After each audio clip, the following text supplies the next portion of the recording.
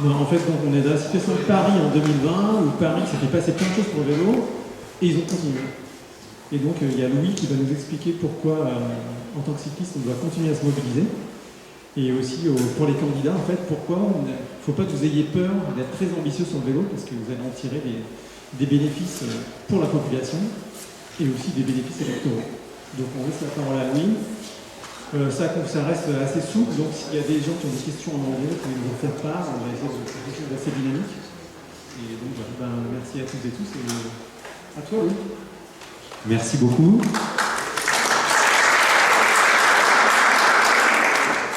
Bonsoir à toutes et tous, ravi d'être là avec vous, d'autant que c'est la première fois que je mets les pieds à Montpellier. Mais vous inquiétez pas, j'ai préparé ma venue ici à Montpellier, j'ai regardé, j'ai demandé une visite, j'ai fait une visite à vélo avant de venir ici. Donc on aura sûrement des choses à échanger, à se dire. L'idée de cette intervention, c'est pas de dire que ce qui s'est fait à Paris doit se faire à Montpellier exactement de la même façon, mais c'est de vous raconter notre expérience, l'expérience de la région parisienne, parce que moi c'est le collectif Vélo Île-de-France, ce qu'on a fait avec le collectif Vélo Île-de-France pour transformer notre région, comment nous, association, on a pesé sur le destin vélo en fait de notre région, et peut-être que vous y trouverez des sources d'inspiration, et c'est aussi pour débattre avec vous de tout ce qui reste à faire pour le vélo. Moi je pense qu'on en est qu'au début, mais on va sûrement en discuter ensemble, et c'est tout l'intérêt de cette soirée. Juste un mot sur le collectif Vélo Île-de-France. Donc le collectif, en fait c'est une association, dans l'ancien monde on aurait dit une fédération d'associations, mais voilà, ça fait plus moderne de dire collectif, puis c'était aussi l'esprit de ce qu'on fait. En fait on est un regroupement d'associations sur l'ensemble de la région de France, donc ça va de Paris, de l'hypercentre, on a nos cadres dynamiques parisiens dans l'association Paris en Seine, mais on va aussi jusque dans le périurbain, voire dans le rural, et on regroupe plus de 100 structures associatives. Donc vous vous doutez, il y a deux gros logos qui ressortent, c'est nos deux piliers, c'est les deux plus grosses assos du collectif Vélo Île-de-France, vous les connaissez peut-être puisqu'elles sont actives sur les réseaux sociaux. Comment on a créé ce collectif? C'est aussi intéressant sur l'histoire du mouvement associatif et vous dire qu'il s'est passé quelque chose récemment, que les choses se sont accélérées. En fait, le collectif Vélo Île-de-France, il est né grosso modo en 2017, quand les associations ont été concertées sur le plan vélo régional. La région, présidée par Valérie Pécresse, qui vient d'être élue, invite toutes les associations dans l'hémicycle qui à l'époque est dans le cœur de Paris, dans un hôtel particulier. Bref, elle les invite à concerter sur le futur plan vélo régional. Les associations, elles arrivent en ordre dispersé, chacun porte quelque chose. Elles étaient contradictoires entre elles, les associations, et à la fin, la région a fait exactement le plan vélo qu'elle avait prévu avant la concertation. Aucun des messages des associations n'a été repris, mais effectivement, elles avaient des voix dissonantes et elles ne parlaient pas d'une seule et même voix. Donc le président de MDB, à l'époque, il a dit ça ne va pas du tout, on est des nains politiquement, on ne nous entend pas, les départements ne nous entendent pas, la métropole qui vient d'être créée ne nous entend pas, l'opérateur l'autorité organisatrice de la mobilité ne nous entend pas, bref, les acteurs importants du vélo ne nous entendent pas. Et la région Île-de-France n'est pas plus cyclable. Donc, ils ont décidé, moi j'ai été recruté pour ça en 2018, pour fédérer toutes les associations. Et la mayonnaise a pris très très vite. En 2019, on crée le collectif. En 2020, on explose tout sur le Covid. Ensuite, je vous raconterai l'histoire de notre réseau Express Régional Vélo, qui est une idée qui vient des citoyens. Et là, aujourd'hui, en 2025, seulement quelques années plus tard, on est 7 salariés au collectif Vélo Île-de-France, on vit bien, on est reconnu et on est un interlocuteur incontournable pour toutes ces institutions qui ne nous écoutaient pas auparavant. Et on est financé par elles. Alors les collectivités, les grandes institutions franciliennes nous payent, mais ne nous achètent pas.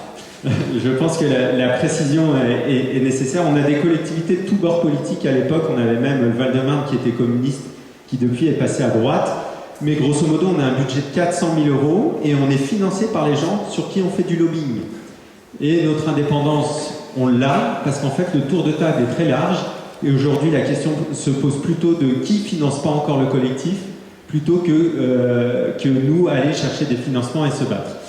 Donc j'ai mis partenariat gagnant-gagnant parce qu'en fait les collectivités, ce qui se passait auparavant, c'est qu'elles mettaient quand même des sous sur leur politique cyclable, mais que derrière, les associations cyclistes venaient en disant « mais c'est nul, c'est mal fait ». Puis elles en prenaient de partout, dans tous les sens, et puis on disait il faut concerter, mais en fait les associations c'est des bénévoles, c'est des gens, ils n'ont pas forcément les codes, ils parlent comme ils sont, et ils ne maîtrisent pas forcément la façon de parler, la façon de raisonner des collectivités. Donc nous on leur a dit on va organiser tout ça, vous allez avoir un numéro de téléphone, on va parler d'une seule voix, et on va vous apporter notre expertise d'usage, qui en fait vaut de l'or. Tout ce qu'on sait, nous cyclistes, les collectivités, elles en ont besoin. Elles payent des bureaux d'études, la première chose qu'ils font, c'est venir nous voir, association locale, en demandant « mais qu'est-ce que vous en pensez ?» Nous, on a dit « cette expertise d'usage, on va vous la synthétiser, on va vous la mettre dans un langage compréhensible pour les techniciens et les élus, mais vous allez payer. » Donc en fait, aujourd'hui, elles sont très contentes parce qu'elles sortent des pistes cyclables qu'on a vues ensemble, bien en amont. On a influé sur la direction des politiques sur le vélo, on en a discuté ensemble, on a compris quelles étaient les contraintes des collectivités, ils ont compris quelles étaient nos demandes et on arrive à faire progressivement des choses meilleures qu'auparavant. Voilà pour la petite histoire du collectif Vélo Île-de-France, mais je pense que c'est intéressant parce que il n'y en a pas encore partout, des collectifs, et on est très jeunes et voilà, peut-être que notre expérience vous sera utile. Maintenant, rentrons dans le cœur du sujet. Parlons de ce qui intéresse tout le monde ici, c'est cette question de la campagne des municipales et de quelle importance va avoir le vélo dans cette campagne. Avant de commencer, pourquoi cette campagne sur le vélo? Pourquoi il faut faire campagne? Est-ce que qu'est-ce que ça vous provoque, vous, comme émotion, quand vous voyez ça? Est-ce que c'est OK? Est-ce qu'on peut s'en satisfaire?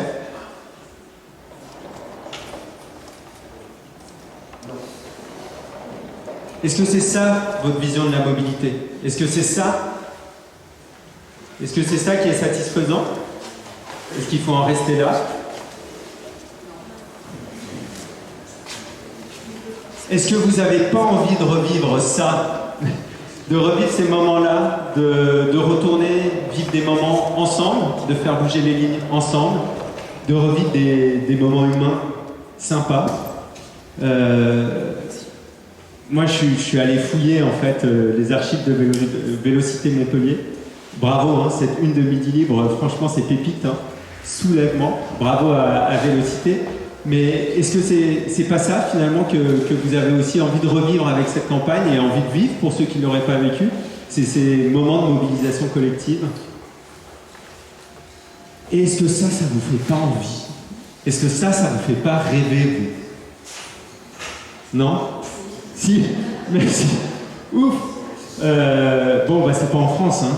Bien sûr, c'est aux Pays-Bas. Est-ce que cette photo-là aussi, est-ce que celle-là, elle vous fait pas rêver? Est-ce que ça, c'est pas une ville dans laquelle on a envie de vivre?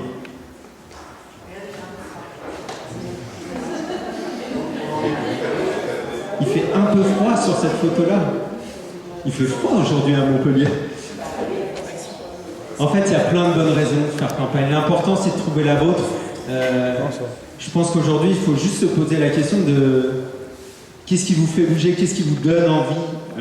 Que vous soyez finalement élu, futur élu, ou simple militant, ou encore pas militant, citoyen, il y a plein de ressorts possibles. Il y a des gens très rationnels qui vont dire bah, moi, c'est pour réduire la pollution de l'air, je veux que mes enfants respirent mieux. Puis il y a des gens qui vont être indignés, révoltés par les accidents qu'on a vus. Il y en a tout simplement qui ont envie d'améliorer la ville au pied de chez eux, qui ont envie que ça soit plus sympa à vivre.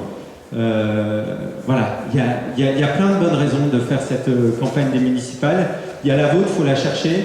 Et Vélocité vous attend en fait pour faire cette campagne. Je pense que c'est hyper important de se demander pourquoi, et toutes les raisons sont OK. Et une des raisons, et ça je pense que ça ne fait pas toujours consensus, c'est de se dire que la transformation de la ville, finalement, on n'en est qu'au début. Et moi j'ai une conviction, c'est vraiment qu'on en est au tout début. Quand vous pensez Paris aujourd'hui, ça c'est rue de Rivoli. Vous avez cette image-là, vous vous dites, quand Nicolas me présente en disant en 2020, vous en êtes au même stade, on en est au même stade que Paris en 2020, tu imagines Paris très cyclable, aujourd'hui la région parisienne très cyclable. Mais en fait c'est encore ça chez nous. C'est encore ça dans beaucoup d'endroits. Là, voilà, il est là, le cycliste admirable. Celui-là, là. Bravo à lui. Ça, c'est le boulevard Saint-Germain. Donc, on part de l'Assemblée nationale, donc là où siège nos députés, et on traverse un bon bout de Paris. Ça, c'est à Boulogne-Billancourt, aussi surnommé Bagnoles-Billancourt, parce que tous les axes départementaux sont non équipés de pistes cyclables. C'est hyper dur. Vous avez tous les franchissements de Seine, ça on l'a vu aussi au baromètre des villes cyclables. Franchir les fleuves, chez nous, c'est encore la galère. En fait, vous voyez ces rues, même en tant que piéton, en fait, c'est pas sympa, quoi. C'est des endroits où on n'a pas envie de flâner, pas trop envie de consommer. Bref, voilà, c'est juste vous dire, nous aussi, on a encore du boulot. Et je suis allé voir votre observatoire, je me suis dit, bon, Montpellier, ils en sont où? Eux aussi, ils ont du boulot, c'est le réseau, votre rêve, le réseau Express Vélo. Il y a pas mal de trous. Moi, cet après-midi, on en a parcouru des bouts. Heureusement que j'avais Jean-David avec moi. Ouais, parce qu'en fait, il y a des choses incroyables qui ont été faites à Montpellier. Franchement, moi, j'étais bluffé. Il y a des choses de très, très grande qualité. Mais alors, les intersections, c'est chaud, Ouais, franchement, pas évident. Et pas évident de se repérer sur le réseau. Ça, c'est...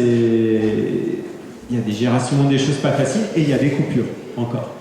Donc voilà, il y a du boulot, il y a encore du boulot, et ce que je trouve intéressant, moi ce que j'ai aimé chez vous à Montpellier, c'est qu'il y a quand même beaucoup de cyclistes aussi. Il y a pas mal de cyclistes, on était en heure creuse, on a croisé beaucoup de monde, il y avait des trous sur le réseau, mais finalement il y a tout est là pour réussir cette révolution cyclable et aller plus loin.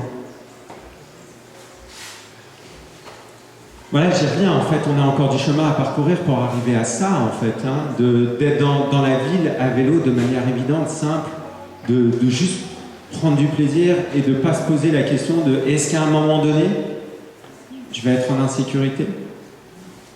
Est-ce que je suis OK de laisser mes enfants faire du vélo? Est-ce que je suis OK de laisser mes parents, les grands-parents, faire du vélo? Au baromètre des villes cyclables, quasiment toutes les métropoles, même les mieux notées, Grenoble, Strasbourg, Rennes, Lyon, là où toutes les métropoles ont leur plus mauvaise note, c'est est-ce que vous seriez OK de laisser rouler les enfants et les vieux en autonomie? Et c'est là qu'on est le plus mauvais, et c'est là qu'aux Pays-Bas, en fait, ils sont bons, c'est qu'en fait, ils ne se posent pas la question, quoi. Et nous, aujourd'hui, Collectif Vélo de France, quand on va voir les candidats municipaux, on n'en est même pas là de dire il faut faire des politiques pour mettre des enfants sur les vélos, les pistes cyclables, parce qu'ils vont ricaner. Nous, chez nous, même sur une piste cyclable, quand vous laissez rouler un enfant, c'est que vous êtes un inconscient, quoi. Enfin, on en est encore là. Peut-être que le mandat suivant, ça fera ça le débat. Là, on en est plutôt encore, chez nous, à les convaincre de dire, en fait, les plans vélo, faut les faire pour les automobilistes. C'est eux qu'il faut aller chercher, c'est eux qu'il faut mettre sur des vélos. Et puis ensuite, on parlera effectivement quand ça sera massifié, bien sécurisé, qu'on aura tout le réseau, on reparlera des enfants et on ne nous prendra pas pour des huluberlus. Aujourd'hui, malheureusement, en France, dans beaucoup d'endroits, on en est encore là. Beaucoup de chemin à parcourir. Et on en est au début. Franchement, avant le Covid, en 2018, chez vous, l'ancien maire qui pensait qu'il n'y avait que 2 cyclistes, qui aurait imaginé qu'on atteindrait des parts modales déjà aujourd'hui de 10% de déplacements à vélo, que nous, chez nous, à Paris, il y aurait plus de cyclistes que d'automobilistes. Ça paraît évident aujourd'hui, quand on se le dit aujourd'hui. Mais en fait, si on se remettait à l'époque, qu'on se remettait avec les lunettes dans le cadre de l'époque, ça nous paraissait déjà le bout du monde. Et c'est pour ça que je vous dis qu'en fait, c'est que le début, c'est que ce bond-là, on a été capable de le faire, Et en fait, le bond d'aller chercher les villes néerlandaises, d'aller chercher les villes danoises, moi, combien de fois les élus m'ont dit, mais ici, c'est pas le Danemark, on n'est pas néerlandais, on est... Ouais, pas encore.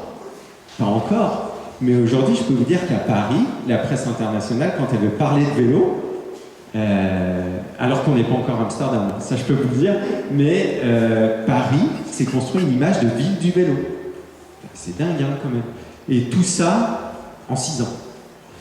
Donc en fait, là, c'est par se dire qu'un déplacement sur 2, domicile-travail ou domicile-école, demain se fait à vélo, à la fin du mandat, ou dans 2 mandats, mais on parle de 10 ans, hein, c'est rien, ben, c'est possible.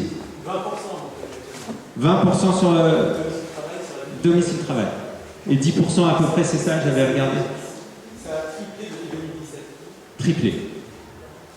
Donc en fait, moi je me souviens d'une discussion avec le premier adjoint d'Anne Hidalgo, Emmanuel Grégoire, et puis son bureau il donnait au-dessus de la rue de Rivoli. Puis il me dit bah le vélo c'est fait. Il me montre la rue de Rivoli et il me fait bon bah c'est bon. Anne Hidalgo elle tenait pas le même discours, mais lui là vu de sa fenêtre il me dit bon on a fait le gros du boulot. Le prochain mandat, il faudra s'occuper davantage des piétons, comme si les piétons avaient été oubliés, que c'était la faute des cyclistes. Il faudra aussi s'occuper des bus. Mais attendez, les Parisiens, ça y est, hein, ils ont acheté le vélo. Hein. Ils veulent du vélo. Les Parisiens, aujourd'hui, ils se disent pas 10%, on doit être entre 10 et 15%. C'est compliqué d'avoir les chiffres. C'est jamais à jour, enfin bref. Mais tout ça pour vous dire qu'en fait, on a réussi à le convaincre et à lui faire comprendre, et à lui, à ses équipes de campagne, qu'en fait, ils avaient juste allumé, enfin, c'était juste l'étincelle il y a 6 ans, et là, ce qui vient de se passer, c'est le début d'une grosse révolution des mobilités à Paris, parce qu'en fait, ce qu'on voit là, c'est que c'est en train de se massifier, c'est devenu un transport de masse, le vélo. C'est un peu comme dans les années 70, vous avez tout ouvert à la voiture. À partir des années 50, les voitures elles sont venues, et puis de plus en plus de voitures, on a élargi, tout ça, bref. Vous connaissez l'histoire. Là, ce qui se passe sur le vélo, alors, on fait sortir la voiture, et on redonne de la place à autre chose, et on n'en est qu'au début. Et vraiment, là, on parlait de Montpellier, des intersections, mais j'aurais pu aussi vous parler. C'est quoi, là, cette rivière sèche, là, qu'on a vue, avec les tags? Ouais. Waouh, franchement, c'est pas sympa. Hein. Là, c'est entre cette bidirectionnelle pas très bien faite et puis de se dire qu'il y a une rivière à sec qu'on voit pas accessible. Moi, je me suis dit, il y a quelque chose là, il y a quelque chose à faire. On parle de réchauffement climatique. Ouais. Comment? Non mais moi je suis extérieur, je vous dis juste ma première réaction quand on me dit il y a une rivière là-dedans, enfin voilà, et il y a plein d'endroits de Montpellier où sûrement, et moi je ne connais pas et vous connaissez mieux que moi, et il y a sûrement encore plein de choses à faire, et ces intersections sur lesquelles je me suis dit, il n'y a pas une intersection où on s'est senti en sécurité, et pourtant je vois plein de gens sur des vélos, chez vous, vous avez plus d'enfants que chez nous à vélo, enfin, c'est génial ce qui se passe ici, j'ai l'impression. Et je pense qu'il y a une urgence aussi. Et ça, faut être au clair là-dessus, c'est qu'aujourd'hui, ce changement, c'est pas seulement une conviction personnelle, c'est aussi, on est dans un contexte où on a besoin du vélo. On a besoin du vélo parce que c'est un moyen d'avoir moins de voitures. Vous proposez plus de pistes cyclables, vous proposez des alternatives à la voiture. Et on n'en est pas encore au tout électrique pour la voiture. On pourra avoir un débat, si vous voulez, sur remplacer les thermiques par des voitures électriques, ce qui est un faux débat. Enfin bref, on pourra s'en reparler. Mais grosso modo, aujourd'hui, en l'état actuel de la mobilité en France, 30% des émissions de gaz à effet de serre viennent du domaine des transports. Donc réduire les déplacements automobiles, c'est un moyen de mieux respirer. Et on voit dans les villes qui réduisent la place de la voiture et qui développent le vélo, on respire mieux aujourd'hui. C'est flagrant. En l'espace de 5-6 ans, on voit les cartes qui passent au vert. Franchement, c'est hyper satisfaisant de se dire qu'on respire mieux soi, mais que ses enfants, ses petits-enfants respirent mieux que nous quand on était gamin. Ensuite, sécurité routière, ça je pense que c'est en ville, quand on prend son vélo, on ne doit pas risquer sa vie. Enfin, ça me paraît une évidence, mais aujourd'hui ça ne l'est pas. La preuve, c'est les articles que j'ai passés. Quasiment chaque année, il y a un cycliste qui meurt sur les routes de la métropole, voire plus. J'ai pas fait tout le total, mais et j'ai pas vu tous les articles, mais on en est là. Et nous, en Ile-de-France, on a des morts cyclistes chaque année et des morts bêtes, des morts dans des angles morts, des trucs qu'on sait résoudre. L'adaptation au réchauffement. Et là, je reviens peut-être à la voiture électrique. En fait, la voiture électrique, elle prend le même espace que la voiture thermique. Et ça ne nous laisse pas cette place dont on a besoin aujourd'hui pour adapter les villes, pour mettre du végétal. Et ça, c'est hyper important. C'est pas que des pistes cyclables. Ce dont on se rend compte, c'est que les enfants, par exemple, aiment plus faire du vélo sur des pistes cyclables qui sont séparées, par exemple, de la circulation automobile par du végétal. Ça crée de l'apaisement. Ça fait baisser la température. Donc en fait, avec le vélo c'est une porte d'entrée pour adapter la ville. On fait plein de choses grâce au vélo. Et puis redonner de la liberté de choix, en fait. Là, il y a plein d'études qui nous montrent aujourd'hui que la voiture, bien souvent, c'est subi. C'est subi. Il y a un tiers des gens, déjà, qui font pas de voiture. Ils ont moins de 18 ans, ils sont trop vieux, ils sont en incapacité. Un tiers. Donc déjà, on a un système de mobilité qui a été pensé pour 2 tiers, mais qui a oublié ce tiers-là, qui a parfois même pas de trottoir, qui a parfois même pas de possibilité de se déplacer. Et ensuite, dans les gens qui se déplacent en voiture, franchement, moi j'ai une voiture, se déplacer en ville, c'est la plaie, quoi. Il y a des moments où je me dis, mais pourquoi ils font ça? Parce qu'il y a des gens, en fait, quand il n'y a pas de trottoir, quand il n'y a pas de piste cyclable, quand la station de transport en commun elle est un peu loin, quand en fait c'est la galère, ils prennent la voiture, mais c'est subi. Et en fait, le vélo, c'est redonner de la liberté, c'est redonner de l'air dans le système de mobilité. Donc tout ça fait, à mon avis, qu'il y a urgence et que le vélo, c'est un outil super pratique pour apporter des réponses rapides. Parce que ce que tu as dit, c'est qu'en 5 ans, vous avez triplé la part modale vélo avec des pistes cyclables qui ne sont même pas continues au carrefour.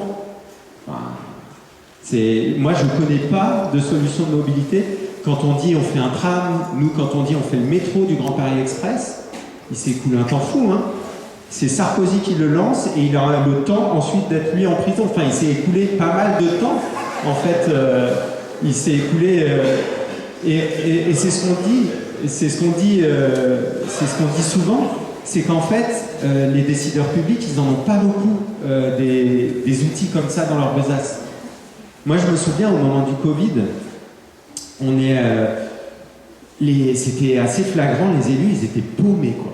Il n'y avait pas de masque, il n'y avait pas de vaccin. Et on leur disait, il va falloir déconfiner tout le monde. Wow. Et c'était dans les mains de l'État, les élus locaux, ils n'avaient pas grand-chose entre leurs mains pour changer la donne. Nous, on est arrivé avec une proposition, on a dit, eh oh, pour la distanciation sociale. Ouais, Nicolas, c'est à Montpellier que ça a commencé, c'est ça? Et cette solution-là, en fait, le vélo était un truc qu'ils pouvaient faire. C'était dans leurs mains, ils pouvaient le faire rapidement, ils pouvaient faire des pistes temporaires, et on pouvait dire, on réfléchit le truc en mars, en mai, quand on déconfine, il y a des solutions qu'on peut apporter. Et ils n'étaient pas en capacité de construire un tram ou de doubler le nombre de rames. Non, ça, c'était pas possible. Mais le vélo, c'était possible. Et du coup, mon message, c'est effectivement que ça peut aller vite. Pour le vélo, on fait des très belles choses, mais il y a aussi des décisions politiques qui transforment la vie du jour au lendemain. Ça, c'est juste 2 tunnels qui ont été fermés de part et d'autre avec des blocs de béton. Et puis après, on améliore progressivement. Le pont d'Iéna, devant la Tour Eiffel, c'est 5 blocs de granit. Ils sont esthétiques pour le coup. Ils sont plus beaux que les blocs du Covid qui étaient des blocs de béton GBA. On aurait dit qu'ils les avaient volés à Vinci Autoroute. Mais, donc en fait, cette transformation, c'est ce que je vous dis depuis tout à l'heure, c'est que c'est sur le temps d'un mandat. C'est ça qui est intéressant en fait.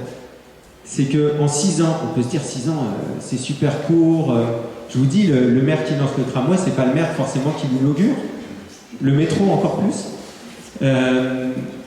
En 6 ans, on peut transformer radicalement une ville pour le vélo.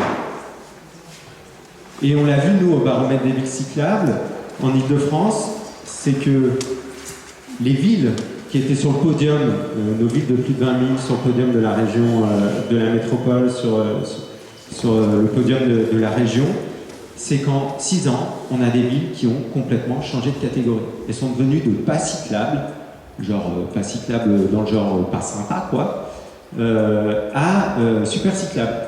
Je prends l'exemple de Charenton, aux portes de Paris. En 4 ans, le maire, il a fait des pieds et des mains, c'est un maire UDI, il a fait des pieds et des mains, et aujourd'hui, sa commune, il y a savoir rouler à vélo dans les écoles, tous les gamins, sur le temps du mandat, toutes ces classes d'âge sur sa commune ont appris à rouler à vélo. Il communique de manière hyper positive, et surtout, sa commune, elle est maillée, nord-sud, est-ouest, on peut rejoindre Paris en sécurité, on peut rejoindre les bords de Marne en sécurité, on peut monter au bois de Vincennes en sécurité, tout ça sur des super pistes cyclables. Et bien cette ville-là, aujourd'hui, c'est la numéro 1 de la métropole du Grand Paris. En 4 ans. 4 ans. Donc, encore une fois, ça vaut le coup de se mobiliser. Et quand je vous dis que la transformation ne fait que débuter et que vous pouvez obtenir des choses, franchement, c'est assez grisant de se dire qu'on peut transformer à ce point-là une ville en si peu de temps. Et ça, c'est un message, je finis là-dessus sur pourquoi se mobiliser, c'est que aujourd'hui, les cyclistes, ils sont pas mal dans l'autoflagellation. Moi, je vois ça dans mon réseau de dire oui, il faut encore en faire, mais quand même, on a fait beaucoup, quand même, il y a des conflits piétons-vélo, quand même, enfin voilà, il y a plein de prétextes, et puis les candidats nous renvoient ça aussi, de dire il y a beaucoup qui a été fait pour le vélo, mais les cyclistes, ils savent pas dire merci. J'ai entendu ça à un congrès. Genre les cyclistes, ils devraient dire plus merci que les autres. C'est quand même étrange. Et on passait pour des enfants capricieux et ingrats. Moi, c'est ce que j'ai entendu à un congrès du réseau Vélo et Marche. Et moi, on l'a dit, il y a des journalistes qui m'ont dit qu'on avait des enfants gâtés, qu'on avait toujours trop. Et quand il y a un joueur sur la route, en fait, on ne pas trop. Et puis, est-ce qu'on demande aux piétons de dire merci pour un trottoir? Est-ce qu'on attend que les piétons ils disent merci pour un trottoir? Est-ce qu'on attend que le piéton dise merci pour le passage piéton? Et en fait, oui, il dit merci, mais on n'attend pas de lui qu'il dise merci. Là, le cycliste, et en fait, ce que je dis aujourd'hui aux candidats que je croise, c'est qu'attention, aujourd'hui, les cyclistes, ça pèse 10 à 20% de l'électorat. C'est souvent un électorat qui vote. Donc en fait, avant de se mettre à dos les cyclistes et de leur casser du sucre sur le dos, mollo. Et nous, c'est de se dire, attends, aujourd'hui je pèse un mouvement de société. Je pèse une révolution des mobilités. Je suis la voix, Vélocité aujourd'hui, c'est la voix de ces 20% de déplacements domicile-travail.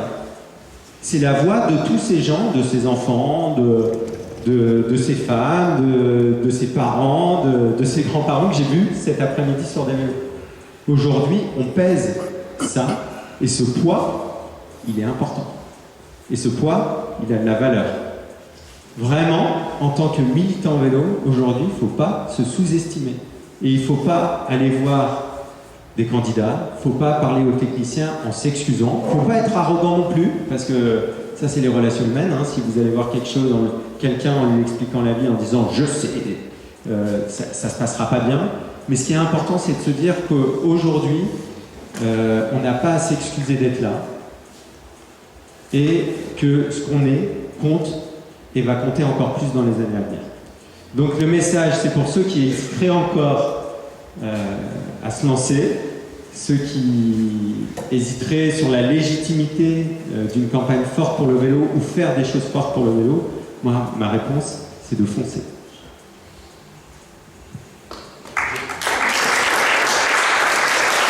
Si vous avez une question, avant de passer à la suite. Est-ce que quelqu'un a des questions?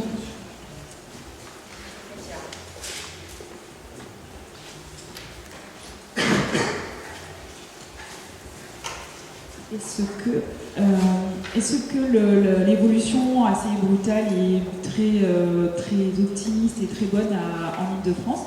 Est-ce que ça a été un peu aussi corrélé au fait que les élus, les députés étaient pro-vélo, étaient motivés?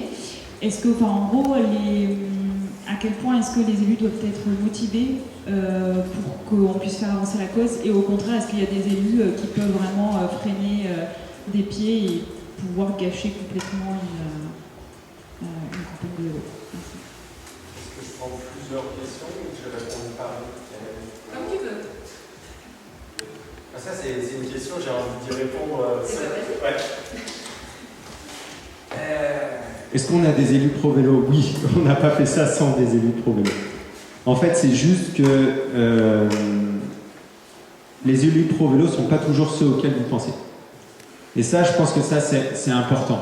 C'est que, sûrement, vous vous dites, moi, j'ai la championne du vélo en France, j'ai Anne Hidalgo. Oui, elle est à fond sur le vélo. Et quand ça m'est arrivé d'aller faire des balades à vélo inauguratives avec elle, et elle me dit, moi je dis à mes services, il y a encore trop de bagnoles dans Paris, faut m'en enlever. Et eux, ils me disent, mais c'est pas possible, le trafic, le transit, la desserte. Mais elle pousse, elle a cette vision-là. Mais en fait, c'est pas la seule. Et c'est pas parce qu'elle est PS, qu'elle est de gauche, qu'elle a ça chevillé au corps. Moi, à l'inverse, j'ai le maire de Créteil. Je pense que c'est le seul qui était encore dans un gouvernement de Mitterrand. Un très vieil élu PS. Je pense qu'à ce stade-là, on parle plus d'éléphant du PS, mais de dinosaure du PS, qui lui est foncièrement anti-vélo. Voilà. Donc, j'ai des maires soi-disant écolos qui en fait disent moi je roule à vélo, je suis avec vous, mais il ne se passe rien. Alors qu'à l'inverse, on a donc le maire UDI de Charenton. Il parle peu, mais il fait beaucoup. J'ai le maire UDI de Bure-sur-Yvette, petite ville de moins de 10 000 habitants. Il a fait le premier rond-point hollandais de l'Essonne et il est allé se battre avec son agglo, son département, trouver des sous de l'État, de la région. Il nous a appelé en disant « Vous pouvez nous soutenir, tout ça ?» Super rond-point hollandais, il l'a assumé, il l'a fait en temporaire. Il a dit « Je veux d'abord l'expérimenter, on le fait ensuite. » Et en fait, la réponse, et je vous reparlerai de Valérie Pécresse, parce que vous connaissez sûrement la Valérie Pécresse nationale, candidate à la présidentielle, mais en fait, c'est une grande alliée sur la question du vélo, donc elle est LR. Je dirais finalement sur les élus, et c'est des conseils qu'on donne en plaidoyer, c'est qu'il y a toujours une fenêtre, un passage, et que souvent, il n'est pas de l'ordre du rationnel. Aller voir un élu en lui disant voilà, il y a tant de potentiel, les gens, il y a tant de déplacements qui font moins de tant de kilomètres à l'heure. Ça, c'est des arguments, je me rends compte que ça marche de moins en moins, si ça a déjà marché un jour. En revanche, ce qui marche souvent, c'est leur ressenti personnel, leur expérience, ce qui les met en colère, ce qu'ils aiment faire, s'ils ont une expérience du vélo à un moment donné, si eux-mêmes se déplacent à vélo. Et en fait, on se rend compte qu'on a pas mal d'alliés. Et on a des maires pro-vélo de toutes les couleurs politiques, et que c'est beaucoup une histoire de vécu, de ressenti. Je dirais par exemple qu'on arrive à mieux travailler avec les femmes, les élus femmes, parce qu'elles ont une expérience d'être alors c'est pas vrai statistiquement, mais d'être une expérience de minorité. Et du coup, par exemple, là, Valérie Pécresse ou Anne Hidalgo sont des femmes qui ont dû se battre pour en arriver là, sont des femmes qui n'ont pas ces valeurs viriles autour de la voiture, par exemple. Ni l'une ni l'autre n'aiment conduire. Valérie Pécresse, elle me dit même quand elle est à l'arrière avec son chauffeur, ça la fait royalement chier, quoi. Et pourtant, elle y passe du temps dans la voiture. Donc, et ça, c'est des histoires, c'est des choses sur lesquelles, autour desquelles on peut travailler. Voilà, c'est une réponse, mais c'est juste de dire il y a une approche vélo pour tout type d'élus et tout type de candidats, et il faut juste pas perdre de temps avec les gens qui sont vraiment hostiles. Je vous dis le maire de Créteil, le maire de Boulogne, le maire d'Issy-les-Moulineaux, je dis que ça vaut même pas la peine d'aller les rencontrer, on attend juste que le temps fasse son œuvre et qu'ils finissent par partir. Voilà. Mais pour répondre, par exemple, le département des Hauts-de-Seine, qui est le département dont Charles Pasqua, Nicolas Sarkozy et Patrick Devedjian ont été les présidents. Voilà, donc ça vous situe les personnages. Aujourd'hui, donc Patrick Devedjian est décédé au moment du Covid. C'est un élu de Châtenay-Malabry qui ne fait pas de vélo, qui est devenu président. Et on arrive avec lui à faire des super pistes cyclables. Et c'est notre département qui aujourd'hui met le plus d'argent et fait le plus pour le vélo. Alors qu'on s'y attendait pas forcément au départ. Mais eux, ce qu'ils aiment, c'est d'avoir des interlocuteurs solides et qu'on leur fasse pas d'entourloupe. Par exemple, ça, ils aiment bien. Voilà. Je ne sais pas si ça répond à votre question, mais je pense que...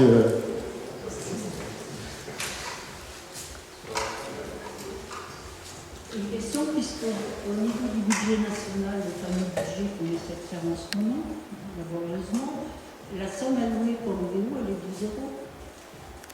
Donc, est-ce que ça ne va pas endiguer tous les projets dans les villes? Est-ce qu'on croit véritablement dans le vélo? Est-ce que ça n'est pas un discrédit? Deuxième question, pour moi, ce combat ne peut pas se faire sans penser les piétons. Et alors là, à Paris, Madame Hidalgo, il faut qu'elle travaille. Les piétons sont impraticables. Enfin, les trottoirs sont impraticables.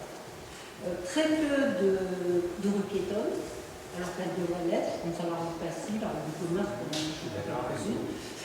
voilà, donc pour moi, c'est une question qui ne peut se travailler qu'avec les piétons également. Il y a des marcheurs en piétons, il n'y a pas que des cyclistes. Et puis, il faut apprendre aussi à réguler les potentiels conflits avec ces nouvelles mobilités. Donc, comment travailler sur une question sur le plan vélo national et une question sur le piéton.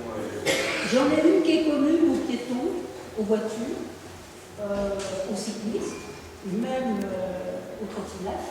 Lâchez votre portable. Et aux cyclistes. Est-ce qu'il y avait d'autres questions autour de ce thème-là? Je crois qu'il y avait une question autour de ce thème-là. Autant les prendre pour éviter d'y revenir ensuite. Je suis Isabelle Perrin, je suis candidate aux élections municipales. Je vous ai beaucoup écouté et ce que je trouve dommage, c'est que vous ne regardez les mobilités que par le prisme du vélo. Et je vous rejoins, madame, c'est-à-dire que c'est un espace qui est partagé. Et c'est notamment un espace qui est partagé avec les piétons. Notre difficulté aujourd'hui à Montpellier, c'est qu'on a fait une politique en contre. Et la politique en contre, ça a contribué à nous diviser. Donc aujourd'hui, on a les cyclistes qui sont stigmatisés. Et je trouve que c'est dommage, parce que c'est un mode de déplacement, quand on le fait dans des conditions agréables, qui est génial. Mais encore faut-il créer la condition, d'accord? On a des automobilistes qui ne supportent plus les cyclistes. On a des piétons qui ont été oubliés et qui ne supportent plus les cyclistes aujourd'hui. Ça, c'est pas la solution pour faire avancer le vélo. Par ailleurs, j'ai bien compris, vous êtes contre les voitures. Aujourd'hui, ce qui se passe à Montpellier, c'est qu'on a un immobilier qui est très cher. Par contre, le bassin d'emploi, il est sur Montpellier, sa métropole. Donc on a tout un tas de personnes qui, tous les jours, ont besoin de venir travailler sur la ville et dans la métropole. D'accord ? L'offre de transport en commun, elle, n'est pas encore assez efficace. Donc ces personnes-là, elles n'ont pas d'autre choix que de prendre leur voiture. Donc si vous voulez faire évoluer le vélo, il ne faut pas raisonner que par le prisme du vélo. Il faut raisonner globalement, il faut prendre de la hauteur.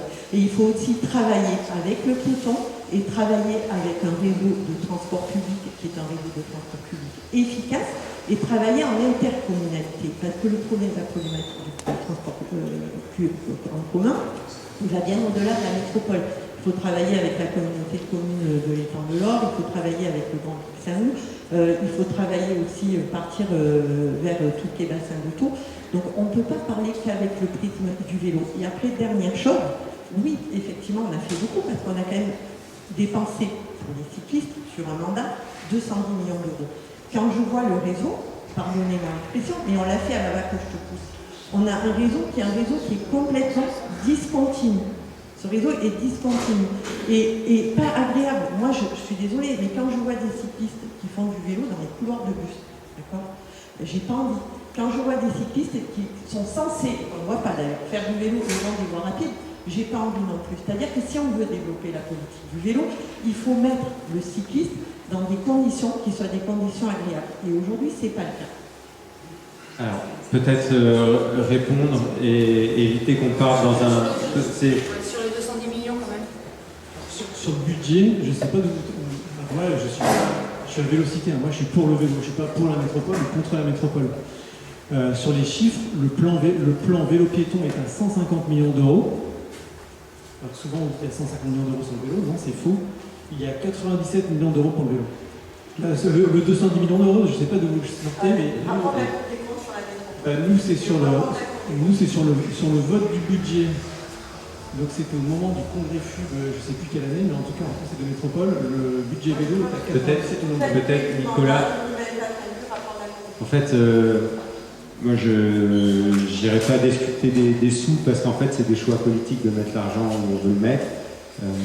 Des 210 millions, moi je vois en Ile-de-France la région met 300 millions d'euros sur le développement d'un réseau express vélo, c'est un choix politique.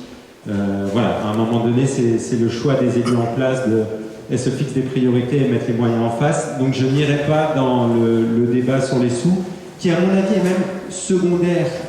C'est-à-dire que les sous sont le moyen de mettre en œuvre un projet politique. Et en fait, ce dont on se rend compte, c'est que quel que soit, ça peut être le vélo, mais ça peut être autre chose, c'est quand un élu se fixe une priorité politique et veut développer quelque chose, il trouve les moyens. Probablement que d'autres politiques sont défavorisées, hein. C'est des choix, mais ça ce sont des choix politiques et je le renvoie à chaque élu en fonction de sa sensibilité.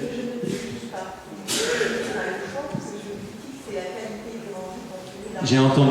Et alors peut-être répondre sur cette histoire de sous quand même du plan vélo national. De ce que je vois, en fait, le plan vélo national pour les métropoles aujourd'hui, grosso modo, c'était 15% de cofinancement avec des dossiers compliqués. C'était un petit plus, mais en fait, pour une métropole, c'est pas ça qui était l'élément déclencheur. C'est-à-dire qu'une métropole, aujourd'hui comme Paris, comme Montpellier, elle n'a pas besoin d'attendre l'État pour agir. Si elle veut agir, encore une fois, elle aura les moyens d'agir et de faire. Le plan vélo national, en fait, pour moi, il a deux aspects importants. Premier aspect, c'est une histoire de symbole. C'est d'avoir un plan vélo national, c'est de dire que le vélo est un sujet qu'il est légitime, que c'est un moyen de transport qu'on doit développer, et la politique est aussi et avant tout affaire de symbole. Le deuxième sujet, c'est pour les territoires ruraux, périurbains, où parfois c'est plus compliqué d'aller boucler un tour de table pour avoir des financements. Et effectivement, là, c'est un sujet. Voilà, mais je pense qu'on peut faire sans l'État et que les collectivités font des super choses sans attendre l'État, et heureusement dans le contexte actuel. Pour répondre sur... Oui, mais c'est ce que je vous ai dit, le symbole fort. Oui, mais je suis d'accord avec vous. C'est juste ce que je veux vous... Mais je ne remets pas en cause votre colère par rapport au fait que l'État se désengage, je le déplore aussi.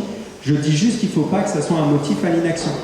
Parce que ça, l'excusite, c'est une maladie assez répandue chez certains élus, de dire on ne peut pas faire parce que l'État, on ne peut pas faire parce qu'il y a trop de... Moi j'ai entendu en Ile-de-France, il y a trop de plans vélo.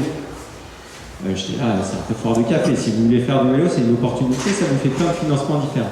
Voilà, c'est juste pour dire, moi je renvoie souvent à la décision politique, au choix, aux arbitrages des élus, c'est s'ils veulent faire, ils peuvent faire dans les grandes métropoles sans attendre l'État. Sur la question des piétons, je ne pense pas que j'ai eu un propos anti-piéton. Non, mais... j'ai pas eu de... Mais je vais vous répondre pour autant. Ce qu'on voit, et ça se vérifie en Ile-de-France, j'ai regardé Paris. Paris, on cite les conflits piétons-vélo.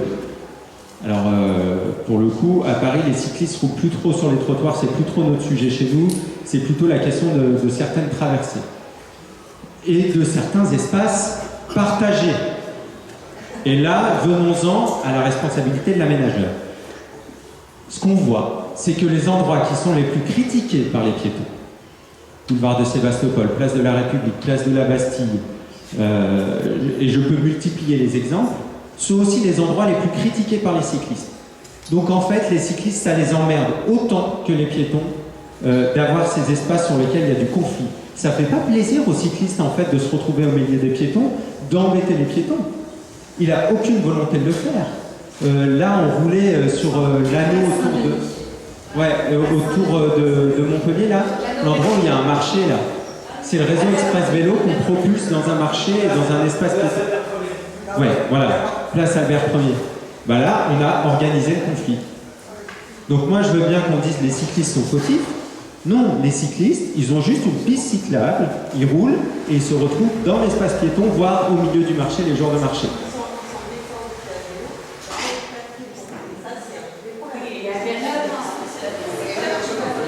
Ce que je veux vous dire, c'est que il y a des connards à vélo, ça je suis d'accord. Oui, mais en fait, j'entends, mais il ne faut pas mettre tout sur le dos du cycliste. C'est pas parce que, je vais reprendre Monsieur Sorel, c'est pas parce qu'il y a deux connards à vélo qu'il faut jeter tous les cyclistes et jeter l'opprobre sur tous les cyclistes. Il y a effectivement des gens qui se comportent mal à vélo. Aujourd'hui, la police municipale, par exemple, si le cycliste grille le feu à un endroit où ça met en danger les cyclistes, s'il refuse une priorité, si effectivement il ne respecte pas le code de la route, il peut être verbalisé. Et moi, j'ai aucun problème à ce qu'on verbalise les cyclistes qui font n'importe quoi. Aucun. D'autant plus quand il met en danger le piéton. Et ça, pour moi, c'est une infraction effectivement répréhensible. En revanche, aujourd'hui, on crée du conflit. Et je vous ai cité cette place Albert Ier, mais il y en avait d'autres. D'autres endroits, ces pistes cyclables qui finissent sur des trottoirs aux endroits des traversées avant les passages piétons. Il y a une responsabilité de l'aménageur à un moment donné de croire qu'en créant des espaces partagés, des pratiques vertueuses apparaîtraient. En fait, la ville, c'est l'espace du conflit.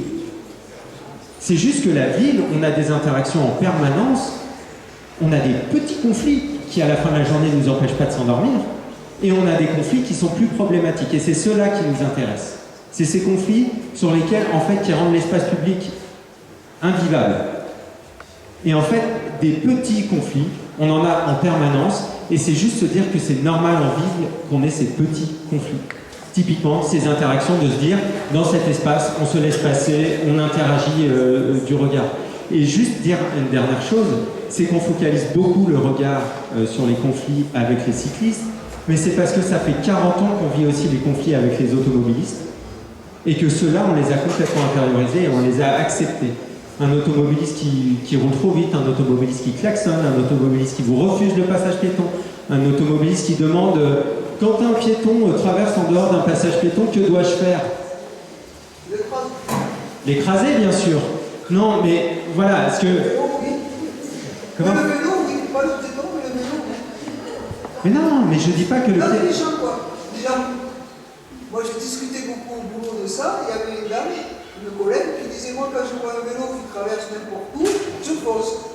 Et j'ai dit, mais tu vas le renverser un jour? Ah, quand même pas. Mais si c'est un piéton, ah non, je le laisse passer. Pourquoi le vélo? Est-ce qu'on... combien de... Il y a une deuxième partie à la présentation et ça peut être un débat. Encore deux questions et après je pense qu'il faut que tu avances sur la deuxième partie. Là, il y avait une question depuis un moment ici et il y avait une question... Bonjour. Je suis là, alors moi je suis proche de celui qui a dit qu'il n'y avait que deux cyclistes, Philippe Sorel, donc vous ne jetez pas des pierres. Je vous ai écouté, je suis convaincue sur tout. Je lis Monsieur Lemoigne et je suis d'accord sur tout ce que vous dites. Il y a juste un impensé que j'aimerais vous dire, et dont je parle beaucoup, c'est les familles. Je suis plus vieille que beaucoup, je suis plus jeune que certains, j'ai 4 enfants. Et nous, les mères de famille, notre voiture, c'est quelque chose, je crois, qui n'a pas été compris. C'est notre maison. La voiture, c'est là où on pleure, qu'on est épuisé, qu'on appelle nos copines le soir sur le trajet. La voiture, c'est là où, pendant que nos gamins sont au foot, on se repose, on lit un livre. La voiture, c'est là où on met le petit dans le maxi-cosy pendant que la grande va à la danse. En fait, nous, les mères de famille, la voiture, il y a un rapport à la voiture. Moi, c'est là où j'ai mis mes talons ce matin pour aller au bureau et mes baskets pour venir ce soir. Donc on a un rapport à la voiture de praticité. C'est aussi l'endroit où on ne se fait pas harceler. C'est l'endroit où on peut être en jupe sans se prendre des mains aux fesses dans les transports en commun. Donc je suis pour le vélo, j'ai fait du vélo pour mes aînés. Mes enfants vont au collège en vélo dès qu'ils ont 10 ans tout seuls. Donc je suis convaincue sur ça. Et je vais passer au vélo électrique, que je suis trop vieille et j'arrive plus à faire la montée. Donc je vais y aller. Mais je crois que cette impensée qu'on politise un petit peu, vous savez, les villes de gauche sont plus vélo-violentes, je crois que c'est pas ça. Je crois, et vous l'avez parfaitement dit, je suis d'accord avec tout ce que vous avez dit. Je voulais juste apporter cette impensée où pour nous, les mères de famille et qui ont plusieurs enfants, entre deux âges. Il y a un rapport à la voiture qui n'est pas ce rapport viriliste que vous dénoncez. C'est vraiment l'endroit où on met les collants de rechange, la boîte de lait, le drive pour 6 personnes, j'ai 4 enfants. Je dois le mettre dans un monospace et c'est tout ce genre de trucs qu'il faudrait peut-être intégrer pour montrer aux Montpelliérains qu'il n'y a pas une exclusion des gens, des familles, des sociales, de tout ça. Cette espèce d'unité. Voilà, c'était juste un impensé, mais je suis d'accord sur le reste. Je vais pas répondre. Merci pour votre témoignage. C'est un témoignage et enfin moi je me permets de complémenter, enfin de m'inscrire peut-être en fond. Moi je suis maman de 3 enfants aussi et je pense qu'on doit avoir à peu près les mêmes âges, d'avoir peut-être 10 ans plus que vous. Et j'ai pas du tout le même ressenti. Donc en fait dans la diversité de la population, pour certaines personnes il y a un rapport à la voiture qui peut être différent et qui n'est pas généralisé non plus. Qui peut entendons-nous tous. Voilà. Et on avait une dernière question ici et il y aura des questions à la toute fin. Il y a une deuxième partie et il y aura un dernier temps de questions. Et même à la fin, je peux répondre à vos questions au bar si vous voulez, il n'y a aucun souci. Non, je n'avais pas prévu de rebondir sur la personne qui vient de parler avant, mais c'est difficile. Non, est-ce que vous pouvez poser votre question? Parce que sinon, c'est la le premier conflit, il n'est pas avec évidemment les piétons, il est avec les SUV. Moi, j'ai travaillé pour Transport Environnement. On a contribué à la campagne d'Anne Hidalgo sur les SUV, qu'on a remporté par référendum. Donc en fait, comme vous savez, il y avait une campagne sur est-ce qu'on doit faire payer ou pas le parking plus cher pour les voitures qui pèsent plus. Et on a fini par gagner ce référendum avec une courte victoire, mais on l'a gagné. Je vais rappeler quand même à madame qui a visiblement la personne que les SUV dépassent pour la moitié les places de parking en vente actuellement, qu'il y a eu un mort l'année dernière à Paris suite à une altercation, un vélo avec un SUV, l'homme lui est rentré dedans volontairement. Donc il faudrait quand même remettre l'église au milieu du village. Et ce que je voulais juste vous demander, c'était quelle est la part des SUV, parce que vous avez beaucoup parlé d'Anne Hidalgo comme étant pro vélo, ce qui est vrai. Avec les élus écolos qui ont poussé là, mais je voulais savoir la part des associations, puisque j'ai travaillé en particulier avec la rue Quétanou, une coalition d'associations qui existe à Paris. J'ai travaillé avec la rue Quétanou Lyon, qui existe à Lyon, et il y a une autre coalition qui s'est montée suite à un mort à Marseille.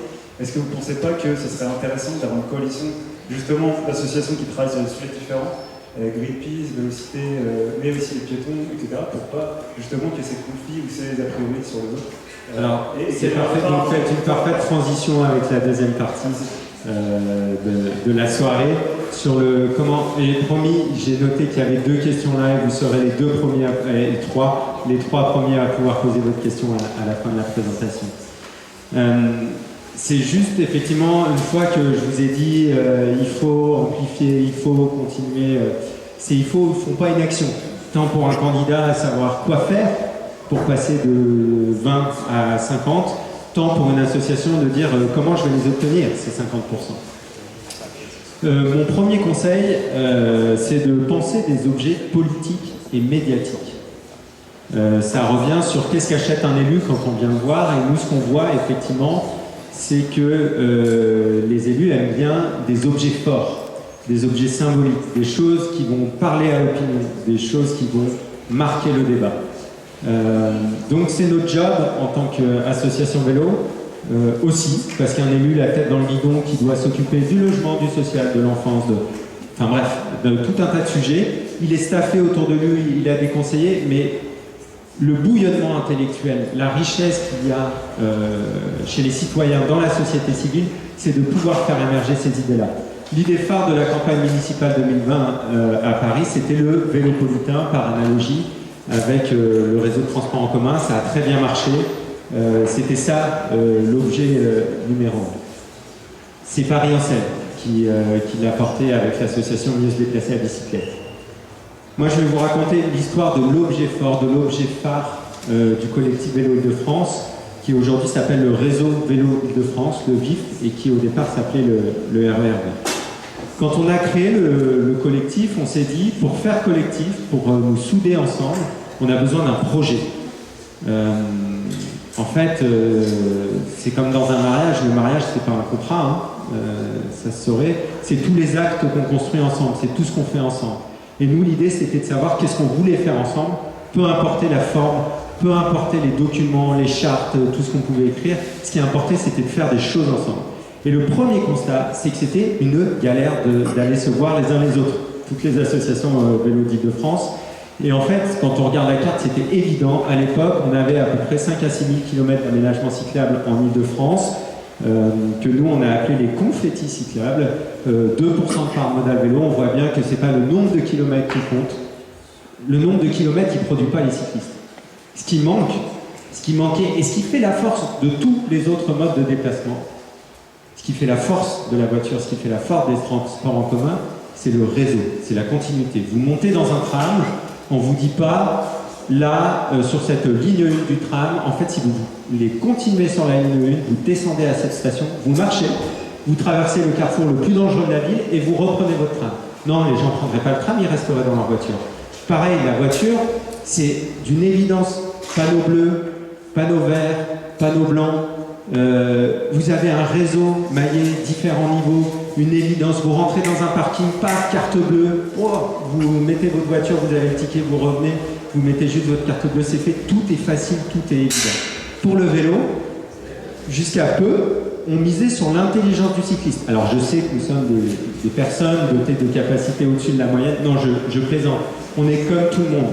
On a besoin, pour qu'on change de mode de déplacement, pour qu'on puisse se déplacer, on a besoin d'être accompagné, pris par la main. Donc nous, ce qu'on a imaginé, c'est un objet fort, on l'a appelé le RERV, parce que chez nous, le RER, c'est le mode de transport principal des banlieusards. Donc on l'a appelé le RERV, on a repris les couleurs, on a repris l'analogie, on a fait bosser nos assos.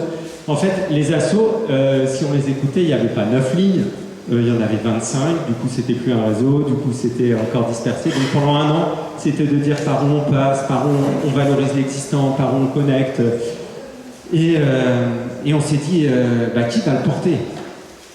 Parce que c'est pas le tout d'avoir une bonne idée, il faut aussi aller trouver la personne qui pourra le porter. Et du coup, on est allé voir la région Île-de-France. On n'a pas tout de suite vu Valérie Pécresse parce qu'à l'époque, on était des nains. Je vous rappelle, on était tout petits. Et elle ne nous a pas reçus. C'est son directeur transport qui nous a reçus. Et je pense que c'est un des pires rendez-vous de plaidoyer de ma vie. Et j'en ai fait un paquet en 8 ans. Cette personne, elle disait non à tout. Non, il n'y a pas besoin, non, on fait déjà, non, on a déjà un plan vélo. Et c'est là que des fois c'est bien de retourner parler aux politiques. Il s'avère qu'on a réussi à capter l'attention médiatique avec cet objet-là. Je peux vous dire que ça a fait parler dans la presse, qu'on n'a pas lâché l'affaire, qu'on a réussi à l'occasion d'un événement à parler avec Valérie Pécresse, qu'ensuite on l'a revu.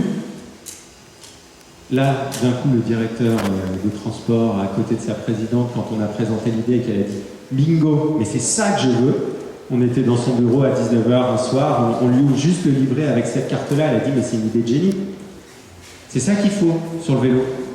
C'est ça qui fait que chaque année, je dépense des millions et qu'en fait, j'ai toujours 2% de part modale vélo. C'est ça qu'il me faut en complémentarité de mes transports en commun saturés, qui me coûtent cher à développer. Je ne peux pas résoudre tous les bouchons d'Île-de-France comme ça d'un coup de baguette magique. Elle a dit bingo, c'est ça qu'il faut. Là, le directeur de transport, il a dit oui, madame la présidente. C'était un beau moment pour nous. Et en fait, ce qui s'est passé, c'est qu'ensuite, il y a eu le Covid. Et au Covid, effet accélérateur, adoption plus rapide du plan vélo. Et à la fin, la région Île-de-France s'est intégrée à la charte d'Île-de-France Mobilité. Elle s'est appropriée, elle a rajouté des lignes. Elle a monté des comités d'axe et met 300 millions d'euros sur la table. Et c'est assez incroyable, c'est un projet qui vient de la société civile. Une présidente de région, donc LR, mais elle aurait pu être d'une autre tendance politique, adopte le projet, met 300 millions d'euros sur la table, c'est une somme, c'est plus que le plan vélo national dans ses meilleures années. Et surtout dit, la gouvernance que vous me proposez m'intéresse et je vais vous y associer. Vous serez les premiers qu'on invitera avec les collectivités dans les comités d'axe.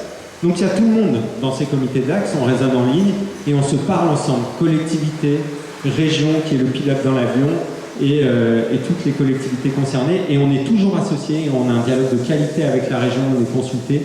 Et tout ça au départ sur une idée citoyenne. Franchement, à posteriori, on n'y croyait pas, encore une fois. Et aujourd'hui, ce réseau vélo de France, il prend forme sur le terrain. Aujourd'hui, ça, c'est du côté de Marne-la-Vallée. Il y a 5 ans, on aurait eu un truc en stabilisé qui serait devenu de la boue à la première pluie. Aujourd'hui, on a un réseau express vélo qui est utilisé par des livreurs. On a ici en zone dense Vincennes, qui est une des villes les plus denses après Paris. On a réussi sur l'avenue de Paris qui est arrivée, qui va ensuite vers la Nation, qui est un axe historique où on nous disait rien n'est possible avec le vif. On a réussi à passer une 2x4 voies en 2 fois une voie, et vous voyez en plus avec des séparations végétalisées, enfin quelque chose de, en plus architecturalement chouette. Et aujourd'hui, on inaugure à vélo, donc là c'est Valérie Pécresse avec son casque, mais là c'est le successeur de Patrick Devedjian à la tête des Hauts-de-Seine. T'es pas très content de faire du vélo, mais là vous avez une belle brochette d'élus de la majorité régionale qui se met sur un vélo parce qu'en fait c'est bankable et parce qu'en fait il faut être vu sur un vélo qu'on soit de droite ou de gauche et inaugurer une piste cyclable. On en a coupé des rubans et aujourd'hui on a 2/3 du réseau vélo Île-de-France de la phase 1 qui est complète. Ça devait être 100% à fin 2025, mais 2/3 on était à moins de 40% au lancement du projet. Donc on a réussi à gratter plus de 20 points de réalisation. Et en fait, ce dont on se rend compte, c'est que oui, on n'a pas les 100%. Et ça, je le dis pour les associatifs, ceux qui disent mais c'est pas bien, c'est pas complet, c'est pas fait. Oui, c'est important de pousser, mais il faut aussi saluer les avancées. Il faut aussi saluer ce qu'on a gagné. Et surtout, nous, ce dont on s'est rendu compte, c'est que du coup, il y a des collectivités qui se sont staffées. Il y a des collectivités qui, grâce au cahier des charges, ont monté leur niveau d'exigence. Aujourd'hui, on a lancé une machine administrative et politique. Et en fait, nous, ce qu'on a fait, c'est qu'on a réussi à mettre le coup de barre dans le Titanic pour éviter l'iceberg. Et aujourd'hui, la trajectoire, elle est lancée, et moi, je suis sûr qu'en 2030, on a le réseau complet. Et qu'en fait, on s'est fixé des objectifs 2025. Mais en fait, lancer cette machine administrative et politique, en fait, il y a eu 2 ans d'appropriation du projet. Et ces 2 ans, ils étaient indispensables. Donc en fait, moi, finalement, je ne suis pas trop inquiet, municipal, pas municipal, changement de bord. On a lancé une machine, les techniciens, on a une présidente de région qui s'est construit une image sur la capacité à mener à bien ces projets, qui pousse et qui pousse très très fort. Donc c'est aussi ce message-là de on arrive à faire bouger des choses et sur des idées citoyennes au départ. Le second point, après les objets médiatiques, tout ça, c'est se faire plaisir. C'est quand même un grand kiff, côté militant, de mener une campagne à certaines conditions. Et je pense que c'est pareil pour tout le monde dans la vie. La réunionite où tout le monde dit yaka, faucon, faut faire ci, faut faire comme ça, où il n'y a pas de décision qui est prise, où il n'y a pas personne qui porte, c'est pas ça, faire un truc ensemble. Faire un truc ensemble, c'est prendre du plaisir, et une campagne, ça peut être un grand moment de plaisir. Il y a beaucoup de campagnes qui en fait sont des moments joyeux, sont des moments sympas, et on a même une descente émotionnelle après la campagne. Je suppose qu'après le « je suis un des deux », retrouver un second souffle, ça n'a pas dû être facile, parce qu'en fait ça devait être grisant. Et ça, on peut le revivre à travers une campagne à condition d'imaginer des choses qui vous font plaisir. Nous, franchement, sur la campagne des Jeux Olympiques, on s'est fait kiffer. On a fait un relais de flamme olympique à vélo. On a créé un logo. Alors le CEO n'a pas trop aimé.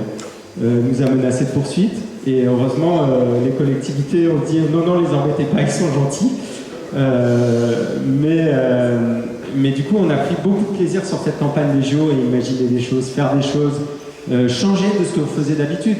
On refera jamais un relais de flamme olympique à vélo, se passer des flammes entre associations de territoires, d'un territoire à l'autre, et d'incarner le fait qu'on peut se déplacer en vélo en Ile-de-France. Et surtout vous dire qu'en fait, avant que le collectif mène une campagne sur les JO, Tony Estanguet ne voulait pas entendre parler de vélo. La région Île-de-France Mobilité avait un plan 100% transport en commun. L'État, on était des emmerdeurs. Des gens qui disaient non, on va pas mettre du vélo pour le plus grand événement sportif planétaire après la Coupe du Monde de football, soyons sérieux 2 minutes. Et en fait, on les a pas lâchés pendant 2 ans.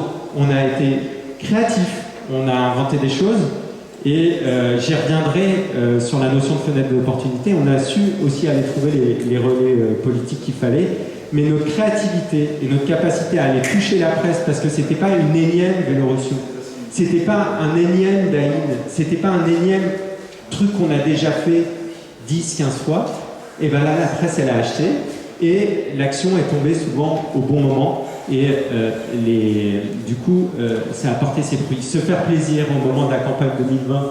Le Vélopolitain était l'objet numéro 1. On a inauguré une ligne de Vélopolitain avec les présidents d'associations. On a fait le marquage au sol rue de Rivoli.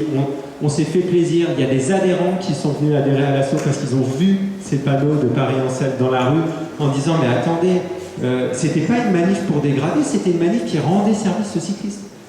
On leur mettait les panneaux dont ils avaient besoin.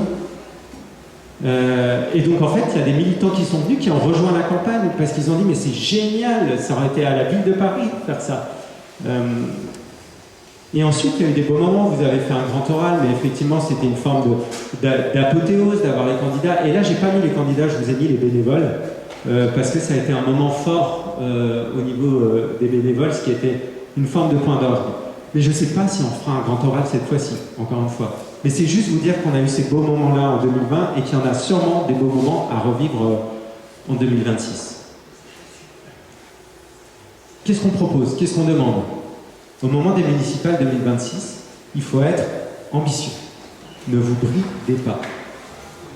Parce qu'il y aura toujours quelqu'un qui va vous dire c'est pas possible. Oui, il faut tenir compte du contexte montpelliérain.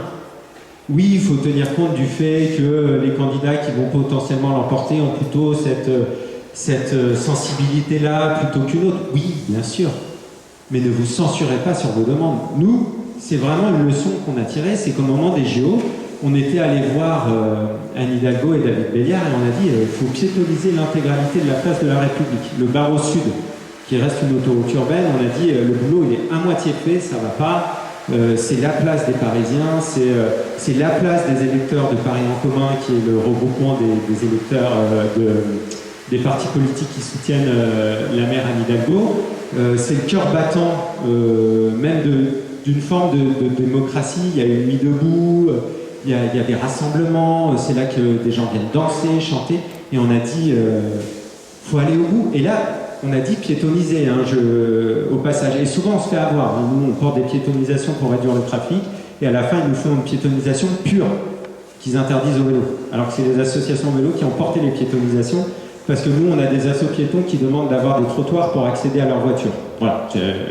Quand on dit qu'il n'y a pas de piétonisation à Paris, c'est qu'on a aussi des assos qui ne portent pas les piétonisations.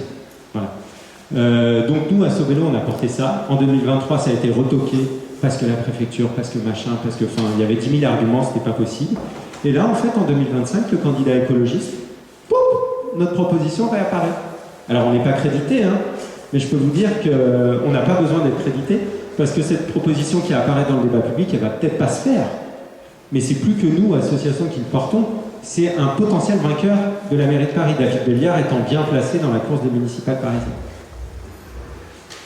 Donc en fait, c'est des petites graines qu'on plante parfois. C'est des petites graines, une piétonisation majeure. Vous parliez de ce cours d'eau pas joli, on en parle depuis 16 ans. C'est sûrement une graine qui est prête à éclore en fait. Mais voilà, c'est probablement le moment d'y revenir. Et je voulais finir sur les notions de fenêtre d'opportunité, parce que les élections municipales sont une fenêtre d'opportunité. Donc fenêtre d'opportunité, c'est l'occasion de faire quelque chose. C'est quand d'un coup se présente l'occasion de pousser un sujet. C'est une notion de science politique, et en fait,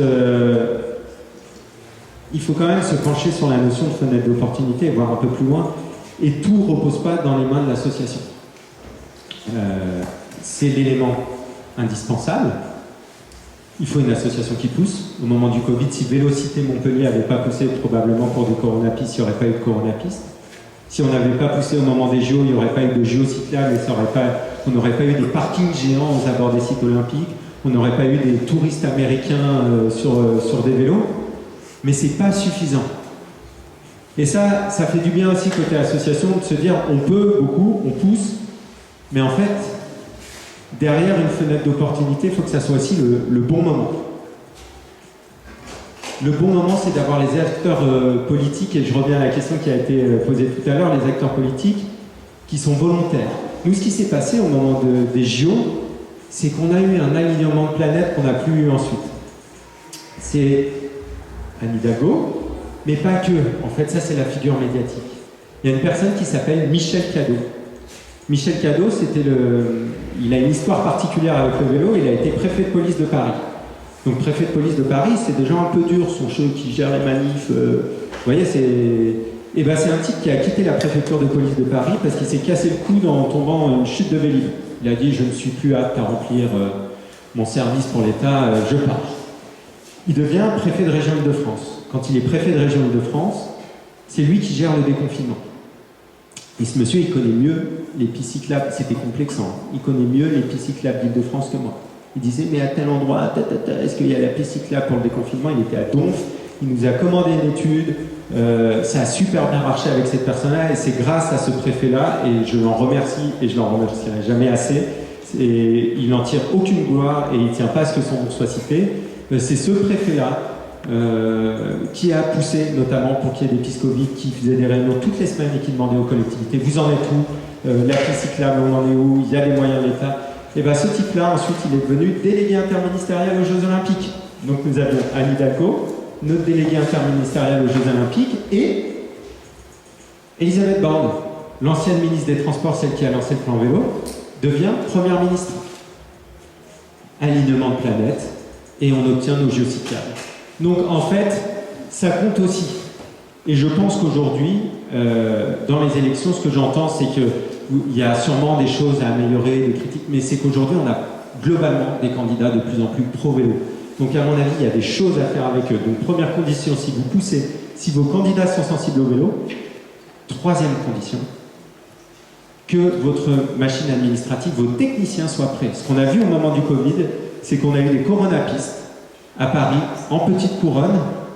Là, on avait déjà de l'expertise vélo, des gens qui savaient faire des pistes cyclables, des gens qui savaient mener des projets de qualité. Et là, on a eu des pistes cyclables, et là, elles sont restées en grande couronne, territoire de conquête pour le vélo, moins d'expertise, on a des pistes cyclables qui, au bout de 2 jours, ont été démontées et qui n'ont jamais vu le jour. Donc, ce qu'il faut aussi, c'est la capacité d'une administration à encaisser et à dérouler. Donc, aujourd'hui, quand je vois les pistes cyclables qui vous sont proposées à Montpellier, je pense que cette troisième condition, ouais, je vois l'association, mais voilà, je suis volontairement optimiste pour vous inciter à pousser au max, mais quand je vois ce qu'ils sont capables de faire, il y a quand même de la matière. Bien sûr qu'ils doivent progresser, mais c'est juste vous dire que les fenêtres d'opportunité, vous ne pouvez les saisir que s'il y a à certaines conditions. Voilà, je pense que c'était important de le dire. Donc voilà, là ce que vous voyez, c'est les coronapistes. Nous, on avait fait une action tapis rouge, on avait déployé une banderole parce qu'il a fallu se battre pour les garder. On faisait des comptages manuels pour prouver l'utilité des coronapistes. C'était pas le tout de les avoir gagnés, il fallait qu'ils restent. Et ça, bon, on n'est pas responsable de la couleur, personnellement, moi, le rose, voilà, sur la piste cyclable. Mais on a eu des pistes cyclables JO avec des méga parkings, y compris au pied de la Tour Eiffel. Ça, je passe très rapidement, mais pour construire tout votre plaidoyer, vos idées, que vous soyez candidat, hein, si vous cherchez de l'inspiration ou si vous êtes citoyen, il y a plein d'éléments, le baromètre est le premier d'entre eux. Donc allez regarder, c'est une mine d'or, c'est génial. Vous pouvez regarder plein de choses, il y a des données à croiser. Enfin bref, on peut s'appuyer à un moment donné sur de la science cyclable pour faire avancer ces idées sur le vélo. Donc moi je vous ai dit beaucoup de choses et vous vous demandez peut-être, eux ils font quoi pour Paris et l'Île-de-France. Très rapidement pour finir, à Paris on a un contexte différent de 2020, nos candidats sont plus affûtés sur la question du vélo. Il y a la question des conflits piétons-vélo et on en tient compte à Paris, on développe une expertise là-dessus. Et on a notre projet emblématique, il est plutôt de créer des allées vertes, c'est-à-dire des axes où autrefois c'était quasi des autoroutes urbaines. Aujourd'hui, ça devient des axes sur lesquels on n'a plus que des piétons, des cyclistes et du végétal. On a appelé ça les allées vertes. Et figurez-vous que ça a déjà été repris par un candidat à l'aide de l'intelligence artificielle à l'issue d'un déjeuner plutôt productif, a priori. Donc c'est Yann Brossa, le candidat communiste à la mairie de Paris, qui a repris l'idée. Et ça, c'est le candidat socialiste à l'élection municipale qui reprend nos demandes sur la vision zéro, qui dit qu'il faut compléter le réseau. Voilà, les idées infusent. Et en fait, aujourd'hui, on est plutôt, en tout cas à gauche pour le moment, parce qu'on ne sait pas trop ce que Rachida Dati a envie de porter pour Paris. À gauche, on est plutôt dans une forme de surenchère. sur la transformation de l'espace public qui inclut le piéton. Donc, ainsi, j'ai dit à Yann Brossa, tu abuses quand même, je te souffle une idée, association cycliste, et tu me fais des visuels sans vélo. C'était un peu moyen, parce qu'encore une fois, on portait un projet d'apaisement, de piétonisation, ils nous en excluent. Et c'était de dire, il y aura probablement du conflit, ça peut s'organiser, mais elle m'a dit, ce ne sont que des visuels, tatati tatata. N'empêche que c'est ça qui marque les esprits. Donc dès la création des visuels, c'est important de montrer qu'on a prévu un espace pour chacun pour éviter les conflits. En banlieue, nous, il reste presque tout à faire. On aide les associations, on les soutient, on essaye de faire bouger les lignes. On est en appui des associations locales, on a des maires relais, on essaye de s'appuyer dessus. Et peut-être pour terminer, pour ouvrir une partie du débat, on essaye aussi d'apporter des sujets dans le débat public des municipales que nos associations locales individuellement ne peuvent pas forcément porter, alors que ce sont des sujets d'intérêt locaux. Sur les violences motorisées, la vision zéro, on essaye de montrer que tout ne repose pas dans les mains de la police nationale et de l'État et du ministre de la Justice et du ministre de l'Intérieur, qui au demeurant ne sont pas très pro-vélo pour le moment, enfin les sortants. On montre qu'il y a des solutions possibles au niveau local, c'est très important. On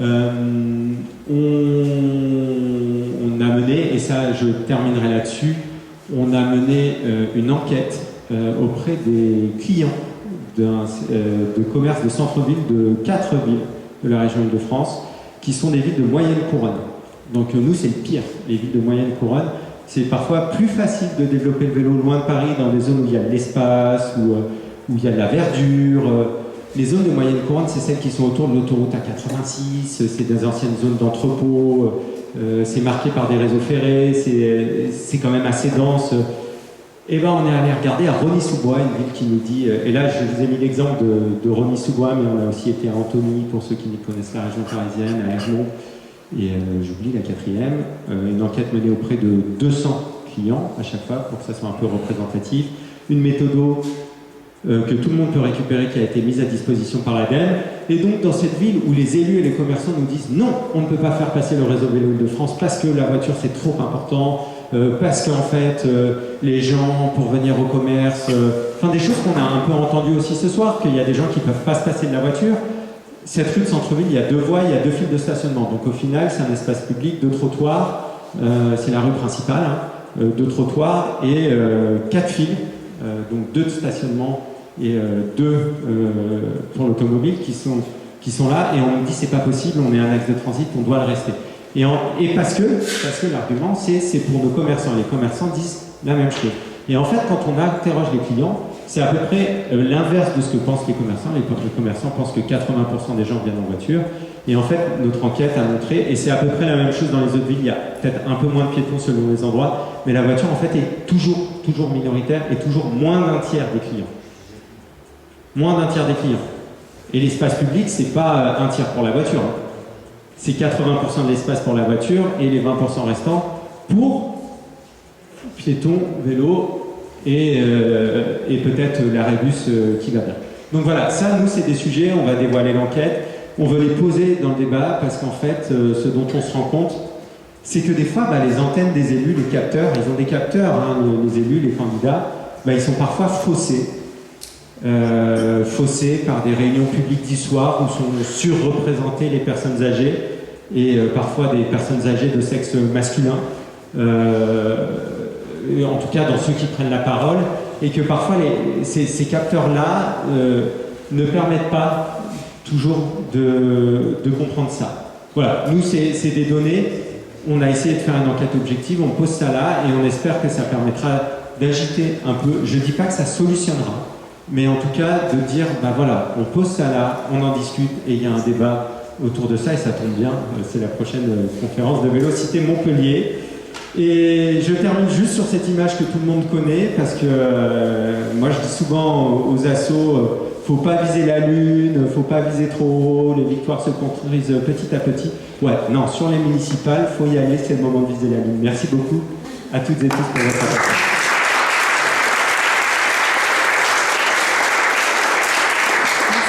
Merci beaucoup Louis, je pense qu'on peut faire un prochain tour de questions. Monsieur Martin. Merci. Donc, bonjour. Merci. Vous m'avez rendu heureux, je vais vous expliquer. Donc, Serge Martin, je suis élu d'opposition à Montpellier et candidat au municipal. C'est bien, vous avez les deux. Vous avez les deux candidats au municipal déclarés aujourd'hui. Vous inquiétez pas, en décembre, il y en aura plus. Et victime du vélo et de la discontinuité dont vous avez parlé. Donc, moi, je suis cycliste. Mais comme la majorité des gens, je suis parfois en voiture, parfois en vélo, parfois en transport en commun. Alors, je disais, vous m'avez rendu... Je ne vais pas faire l'article ici, la campagne, elle n'a pas commencé. On aura le temps de faire des propositions. Mais j'ai une question parce que vous m'avez rendu heureux. Lors de la dernière élection municipale, j'avais piloté le projet vélo de la liste dans laquelle j'étais. Et il y avait d'autres personnes qui avaient contribué. Et il y avait une vraie différence d'approche et de philosophie entre la politique qui a été menée à Montpellier, vous l'avez vu, hein, vous vous êtes baladé, et ce qu'on proposait à l'époque. Vous avez parlé de discontinuité. Et moi, vraiment, il y avait quelque chose qui me frustrait, parce que avec tous les moyens qu'on a mis dans le développement du vélo à Montpellier, des pistes cyclables, moi, j'avais cette certitude que les choses étaient pas bien faites. Et je m'explique, nous, on proposait le réseau, ce que vous avez décrit. C'est-à-dire qu'on considérait que le plus important, c'était de faire un réseau agréable et totalement sécurisé. Je suis allé à Copenhague, aux Pays-Bas, j'ai vu aussi les expériences à Barcelone. On parlait des espaces partagés que je trouve formidables. Et donc ma question elle est simple. Il y a une politique qui a été menée avec énormément de moyens et énormément de développement à Montpellier depuis 6 ans, mais dont je considère qu'elle n'est pas dans une logique de réseau comme vous l'avez décrite. Non. Non, vraiment. Non, on voulait... Donc la question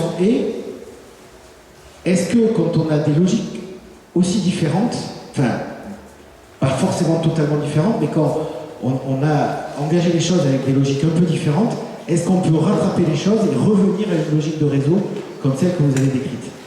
Merci. Je prends les 3 questions en même temps. Bon, moi je me présente pas aux élections municipales, donc je suis tranquille et libre.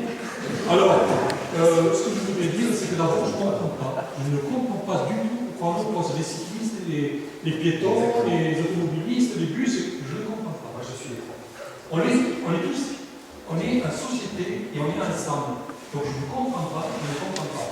Moi, quand je vois quelqu'un traverser, je m'arrête. Quand je vois un cycliste passer, je m'arrête. Et si tout le monde faisait comme ça, c'est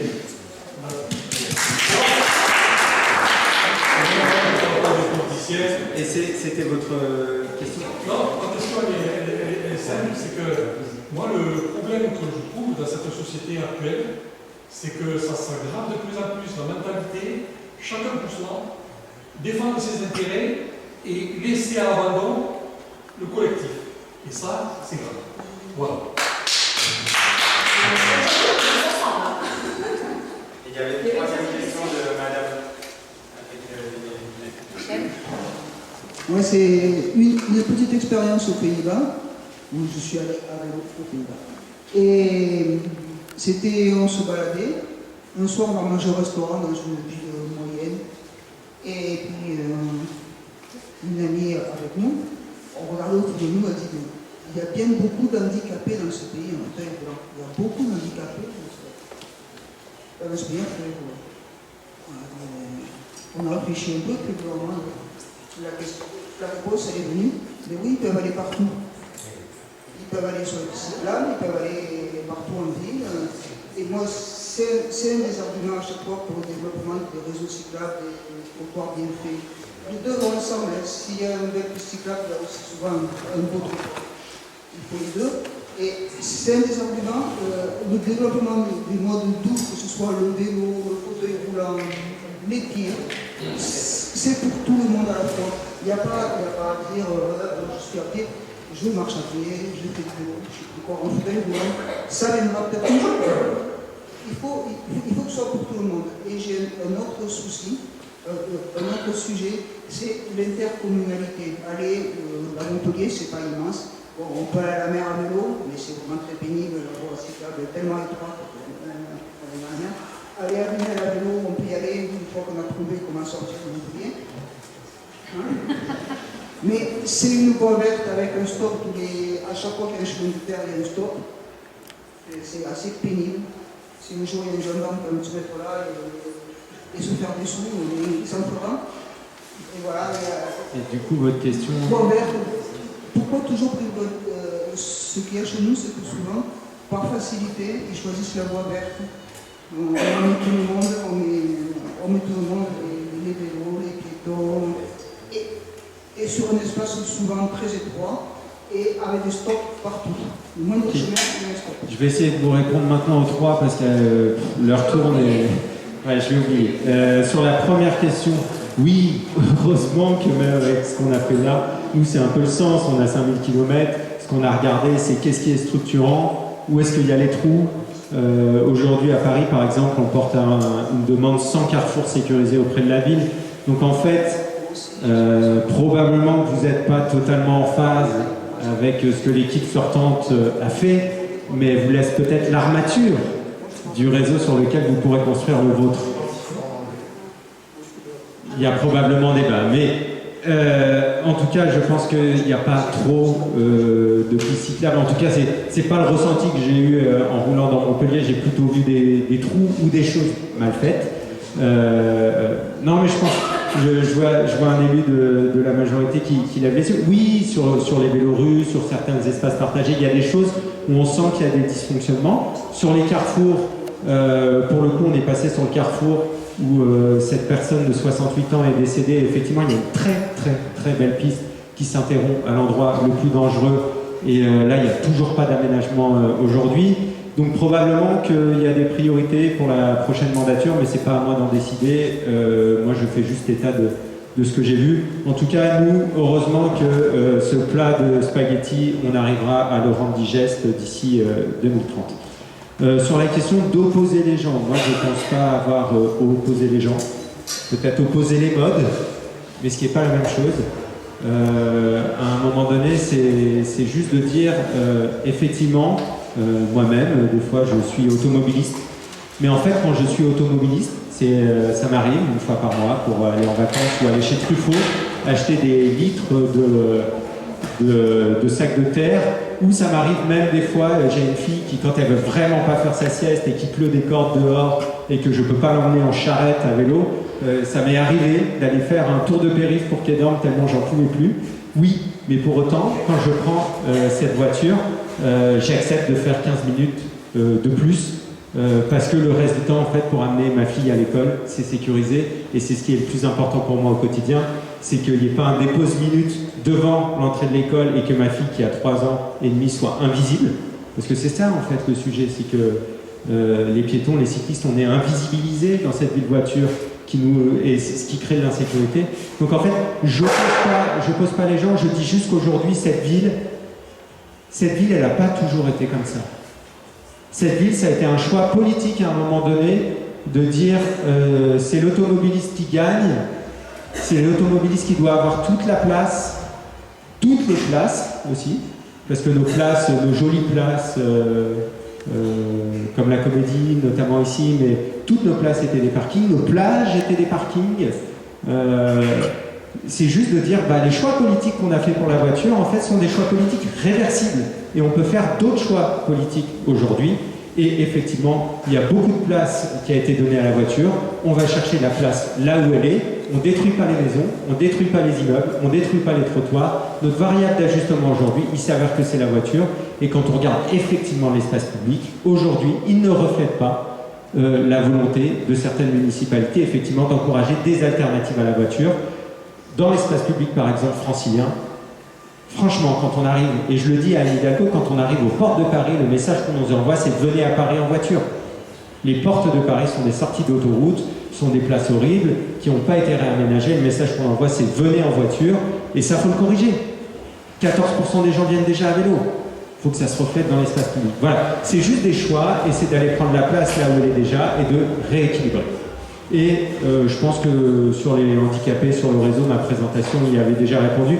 Mais effectivement, aux Pays-Bas, on voit des handicapés dans des fauteuils roulants électriques qui sont sur les pistes cyclables. Et en fait, une piste cyclable bien faite sur lesquelles il n'y a pas des bordures qui vous font sauter, qui vous font mal, des pistes cyclables qui sont évidentes et non discontinues, sont des pistes cyclables qui profitent à des enfants qui profitent à des personnes âgées et qui profitent à des personnes handicapées. Ce sont des pistes cyclables pardonnantes et accueillantes. Voilà. Et c'est le mot de la fin, il y a des questions de la fin. C'est juste Manuel Maire à Montpellier, effectivement membre de la majorité, président du groupe écologiste pour Montpellier. Alors, juste un petit témoignage et puis une question quand même. Vraiment, alors déjà merci, parce que ça fait plaisir. Merci à Vélocité pour avoir organisé, puis ça fait plaisir qu'ils sont plus présents. Et juste un petit témoignage effectivement sur les ingrédients qu'il faut, et parce qu'on l'a vécu. Déjà, il faut des élus motivés. Donc, je pense qu'on a la chance d'avoir un maire qui est cycliste, d'avoir un adjoint à l'espace public qui est cycliste et qui était membre de Vélocité. Je pense que la moitié de la majorité fait du vélo ou au moins un quart. Ça joue. Les services, c'est extrêmement important et tu l'as dit, et nous ça nous a pris 2 ans pour essayer de faire en sorte d'acculturer, de changer les pratiques. Et la première chose, quand on a vu le directeur des transports, on lui a dit, il nous a dit c'est quoi votre priorité? On lui a dit c'est simple. L'espace public va se partager comme ça. D'abord le piéton, ensuite le vélo, ensuite le transport en commun. Et si à la fin il reste un peu, de place, on laissera un petit peu de place à la voiture. Et puis la troisième, et là j'insiste vraiment, et c'est pas juste parce qu'on est ici, c'est les associations. Parce que s'il n'y a pas à la fois la pression, la volonté et l'expertise des associations, ça ne marche pas. Et c'est ces 3 éléments qui sont fondamentaux. Juste 3 exemples qui ont changé la vie des Montpelliérains. Tu le disais, quand on transforme des places de stationnement et des parkings aériens en place publique, on l'a fait avec la place des Arceaux, ça c'est magnifique. La rue Saint-Louis juste à côté, qui était une rue où il y avait 15 000 véhicules, aujourd'hui il y a 15 000 mais vélos et piétons qui circulent par jour. Et puis quand même, ça c'est un changement magnifique, ça sera le tunnel de la Comédie, qui était un tunnel qui passait sous la Comédie, qui va devenir cyclable dans un an. Puis moi, question, parce qu'il y en a quand même une, et je ne vais pas continuer, c'est pas une question de bilan, de chiffres ou quoi que ce soit. C'est vraiment enthousiasme. Oui, non, mais il y a des choses qui sont quand même, qui se voient, et ça c'est important, puis il y a des symboles. Un tunnel routier qui devient un tunnel cyclable, ça change la donne, et il n'est pas partagé, il remplace. Et la question c'est sur les conflits d'usage. Parce que les conflits d'usage, moi j'ai beaucoup aimé la façon dont tu l'as commencé à l'aborder, mais c'est vraiment une question qu'il faut vraiment se poser. Parce que, oui, il y a ces conflits, on commence à dire, c'est des problèmes de riches, parce qu'on oublie les conflits avec la voiture. Il ne faut pas les oublier, parce qu'aujourd'hui, ça reste quand même, les accidents de la circulation, ils viennent quand même de la voiture, avec les piétons et avec les cyclistes d'abord. Mais quoi qu'il en soit, ces conflits d'usage avec les trottinettes, on a oublié les trottinettes, avec les cyclistes et les vélos, tu as cité l'exemple de la place Albert Ier, effectivement, une voie cyclable au milieu d'un marché, ça ne fonctionne pas, il y a des petites pistes d'amélioration, mais comment on peut avancer sur ces questions, comment on peut présenter les choses? Il y a la question de la réglementation, certes, mais il y a aussi comment on peut appréhender ces choses-là pour pacifier les relations. Je pense que sur ce sujet-là, il est nécessaire que tout le monde ait une posture d'humilité et que la collectivité sache reconnaître ses erreurs. Et je pense que c'est important, et trop peu de collectivités le reconnaissent et font encore des choix, et moi je le vois, des choix paysagistes. On va ouvrir des gares du Grand Paris Express en Île-de-France qui vont drainer des millions de passagers chaque jour. Nos gares du Grand Paris Express seront plus fréquentées que Montpellier-Saint-Ouen. Non, mais c'est vrai, les Saint-Denis-Pleyel, les premières gares de France sont les grandes gares parisiennes et les hubs de RER de la région Île-de-France. Potentiellement, c'est des milliers, voire des dizaines de milliers de cyclistes qui viennent chaque jour. Qu'est-ce qu'on nous propose? Un ouvrage paysager. Les gens qui viennent prendre le métro, oui, ils ont besoin d'un arbre. Mais en Île-de-France, la dimension première des transports, c'est l'efficacité. Oui, et l'intermodalité doit être efficace. Donc nous, on nous dit, pour accéder au stationnement vélo de plusieurs centaines de places, il n'y aura pas de piste cyclable. Ouais, mais à ce moment-là, il ne faut pas me dire qu'il y a des conflits piétons-vélo. Il n'y a toujours pas ce mea culpa de dire, effectivement, à un moment, si j'assume le vélo, j'assume que sur une immense place où je donne tout aux piétons, je prends 2 mètres pour les cyclistes. L'expérience piétonne, elle ne sera pas horrible. Le ressenti piéton, il ne sera pas « Oh mon Dieu, on m'a pris ces 2 mètres ». Non. Mais les élus, eux, ils pensent que si c'est un espace piéton, ça doit être tout piéton et que l'harmonie viendra entre ces modes doux. Et en fait, cette harmonie ne vient pas. Parce que les cyclistes et les piétons ont des intérêts divergents, sont des personnes différentes. Le piéton, il n'a pas d'engin à part ses pieds pour se déplacer. Et mine de rien, il y a un différentiel de vitesse même si c'est pas une voiture, un vélo lancé à 20 km/h, c'est impressionnant quand on est piéton, c'est intimidant quand on est petit, quand on ne se sent pas en pleine possession de ses moyens parce qu'on est diminué par l'âge, diminué par une maladie, diminué par un handicap.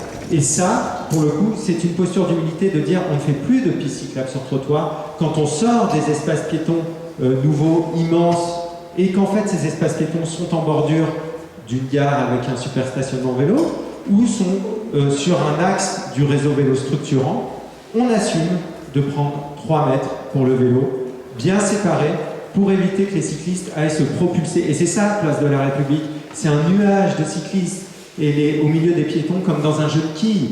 Et en fait, c'est horrible l'expérience piétonne, c'est horrible l'expérience vélo, on ne sait pas où on doit aller. Et en fait, l'aménageur ici a une responsabilité. Humilité de l'aménageur, pour moi, c'est l'humilité numéro 1, mais humilité aussi du cycliste. Et moi, je rejoins monsieur, davantage de bienveillance dans l'espace public. Et bienveillance, c'est un mot un peu aujourd'hui galvaudé, mais je pense qu'il faut travailler à ça dès le plus jeune âge, dans le savoir rouler à vélo à l'école, le mettre en place, apprendre. Les Néerlandais, dans une société cycliste, continuent d'apprendre aux enfants à faire du vélo à l'école, pas à faire du vélo au sens pédaler, mais à apprendre à être des cyclistes en ville. Et ça s'apprend. On apprend à être un cycliste dans la ville. On apprend le code de la route, on apprend que le piéton est le plus vulnérable. C'est des choses qu'il faut rappeler, il faut le mettre en place. Et effectivement, verbaliser les cyclistes, j'ai aucun problème avec ça, encore une fois, quand ils mettent en danger les piétons. Et pour moi, il faut revenir à ça. C'est la loi numéro 1. Nous, à Paris, la préfecture de police nous fait suer avec les oreillettes dans les oreilles des cyclistes. Ouais, j'ai vu tes écouteurs tout à l'heure, mais c'est pas le problème numéro 1. Le problème numéro 1, c'est effectivement le respect du piéton. Mais voilà, en fait, les réponses sont multiples sur les conflits d'usage, mais si déjà l'aménagement ne crée pas de conflit, c'est une première chose. Et en fait, il y a une problématique qui est propre à toutes les villes, mais on l'a à Paris, mais on l'a aussi dans certaines métropoles, c'est la gestion de la densité. Les villes sont denses, les villes sont des espaces où on interagit, et le but, c'est ce que je disais tout à l'heure, on est en conflit en permanence. Piéton, je peux être en conflit avec quelqu'un qui me frôle de trop près, mais est-ce que pour autant je vais lui mettre mon poing dans la gueule ?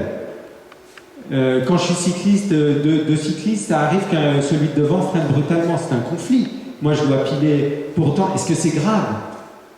C'est un irritant, mais est-ce que c'est grave ? Donc ce que je veux dire, c'est qu'il faut arriver à se dire qu'est-ce qu'on veut résoudre comme conflit et accepter que la ville est un espace de conflit et de frottement entre êtres humains. C'est ça la ville. Et il faut aller effectivement traiter les irritants les plus forts. Cela, il y a des réponses d'aménagement, il y a des réponses de sanctions, il y a des réponses d'éducation, et il y a aussi le temps.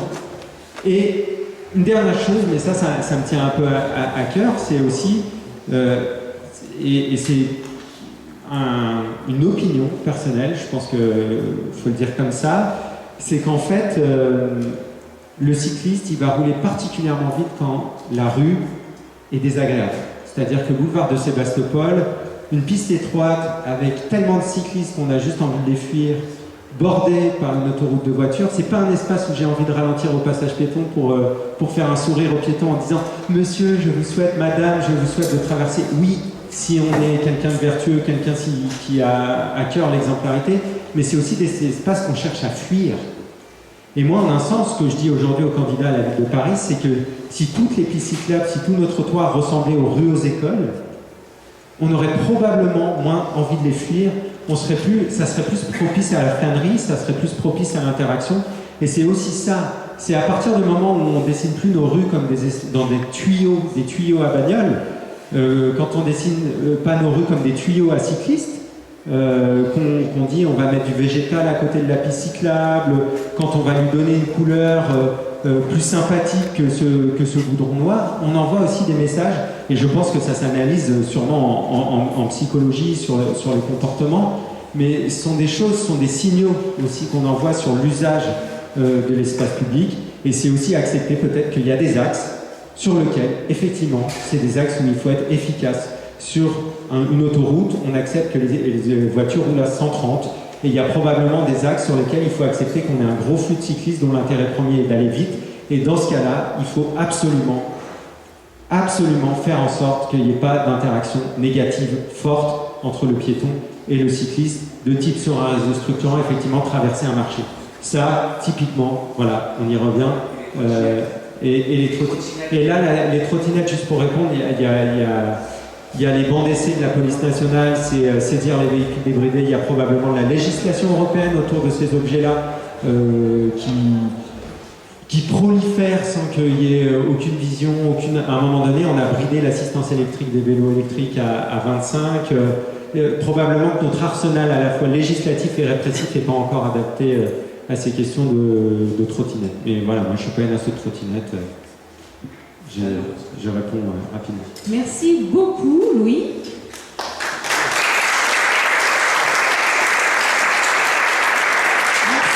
Merci d'avoir partagé avec nous ce retour d'expérience sur la région Île-de-France. Et merci à toutes et tous d'avoir joué le jeu. On s'est écoutés, on n'était pas tous d'accord, mais je pense qu'on a tous appris quelque chose. Donc c'est vraiment un grand merci à tout le monde d'avoir joué le jeu. Et je pense qu'on a vraiment lancé la dynamique sur les municipales, clairement. Nicolas, on avait quelques messages à faire passer. Alors moi, c'est plutôt sur l'agenda. Donc Vélocité Montpellier, c'est aussi sur l'aire urbaine de Montpellier. Donc le week-end prochain, on fait une animation à Villeneuve-les-Maglones. Vous pouvez aller sur place en voiture avec votre vélo sur le coffre, mais vous pouvez aussi partir de Montpellier et rejoindre ceux qui seront à Villeneuve. Si vous avez des amis qui se mettent au vélo, on a un atelier de remise en selle, c'est le 11 octobre, samedi 11 octobre. Et nos amis du Vieux Guiclou, ils font un troc de vélo le week-end du 11 et 12 octobre, si vous avez un vélo avant, un vélo à acheter.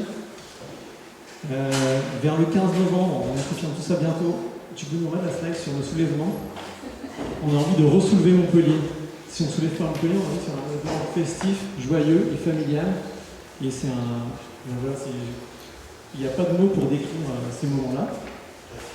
Le 3 décembre, il y a Mathieu Chassigné qui va nous parler de nos parkings, nos business en ville, une idée à déconstruire. Donc on vous invite, salle Jacques Ier d'Aragon à 19h le mercredi 3 décembre. Après, il y a plusieurs candidats qui nous ont déjà sollicités. Pour nous, c'était compliqué de rencontrer les candidats parce qu'on ne savait pas ce que pensait la population. Et la semaine dernière, on a eu les résultats du baromètre des bicyclables. Vélocité a son opinion, mais Vélocité, c'est des dizaines de bénévoles. Et il y a eu le baromètre des bicyclables, c'est 4000 réponses sur la ville de Montpellier, c'est 10 000 réponses sur la métropole. On s'est aperçu que les cyclistes, ils étaient aussi exigeants que nous. Donc on est plutôt rationnels. Mais ça veut dire que maintenant, nous, on est prêts à construire notre plaidoyer et à rencontrer les candidats pour répondre à vos questions et accompagner dans vos propositions. Après, il y a la réponse qui nous dit, mais qu'est-ce qu'on peut faire pour soutenir Vélocité ? Déjà, être là ce soir, un grand merci, surtout à ceux qui ont des familles, des engagements et des sports politiques qui sont beaucoup sollicités. Si vous aimez bien Vélocité, vous pouvez aussi, au-delà de nous suivre sur les réseaux sociaux, vous pouvez adhérer à notre association. C'est pas très cher et ça nous donne notre indépendance financière. La suite, je la dis jamais, mais lui, il m'a dit, il faut que tu le dises. Donc Vélocité, on essaye de se professionnaliser. Les adhérents ont vu que Vélocité recrute en ce moment. Si on recrute, si on veut être indépendant financièrement, c'est-à-dire qu'on a besoin de moyens. Nos moyens, ils sont essentiellement, il y a une petite subvention de la métropole, et ce sont nos adhérents. Mais Vélocité étant une association d'intérêt général, les dons sont déductibles à 66% des impôts. Donc si vous payez des impôts personnellement, si vos entreprises payent des impôts, vous pouvez donner de l'argent à Vélocité. C'est comme ça que se financent les assos parisiens. Et ça leur donne encore plus d'indépendance. On leur donne des reçus fiscaux. Et après, j'ai entendu dire des partenaires, la place du piéton, merci à tous ceux qui en ont parlé. Et si vous suivez ce qu'on fait, vous verrez qu'on travaille souvent avec le Vieux-Guiclou, on l'a cité, avec le Bonheur à vélo, mais aussi avec la Ligue contre la violence routière et avec Montpellier à pied, dont je remercie Claudia d'être là ce soir. Donc effectivement, dans toutes les propositions à la métropole, la priorité 1, c'est le piéton, la priorité 2, c'est le vélo. Peut-être qu'on ne dit pas assez souvent dans les médias, mais en tout cas, c'est quelque chose qu'on rabâche sur la place des PNR et des piétons dans l'espace public. J'espère que c'est Claudia qui me contredira là-dessus. Merci à toutes et tous. Si vous voulez continuer le débat, on peut se faire autour d'une bière de l'autre côté.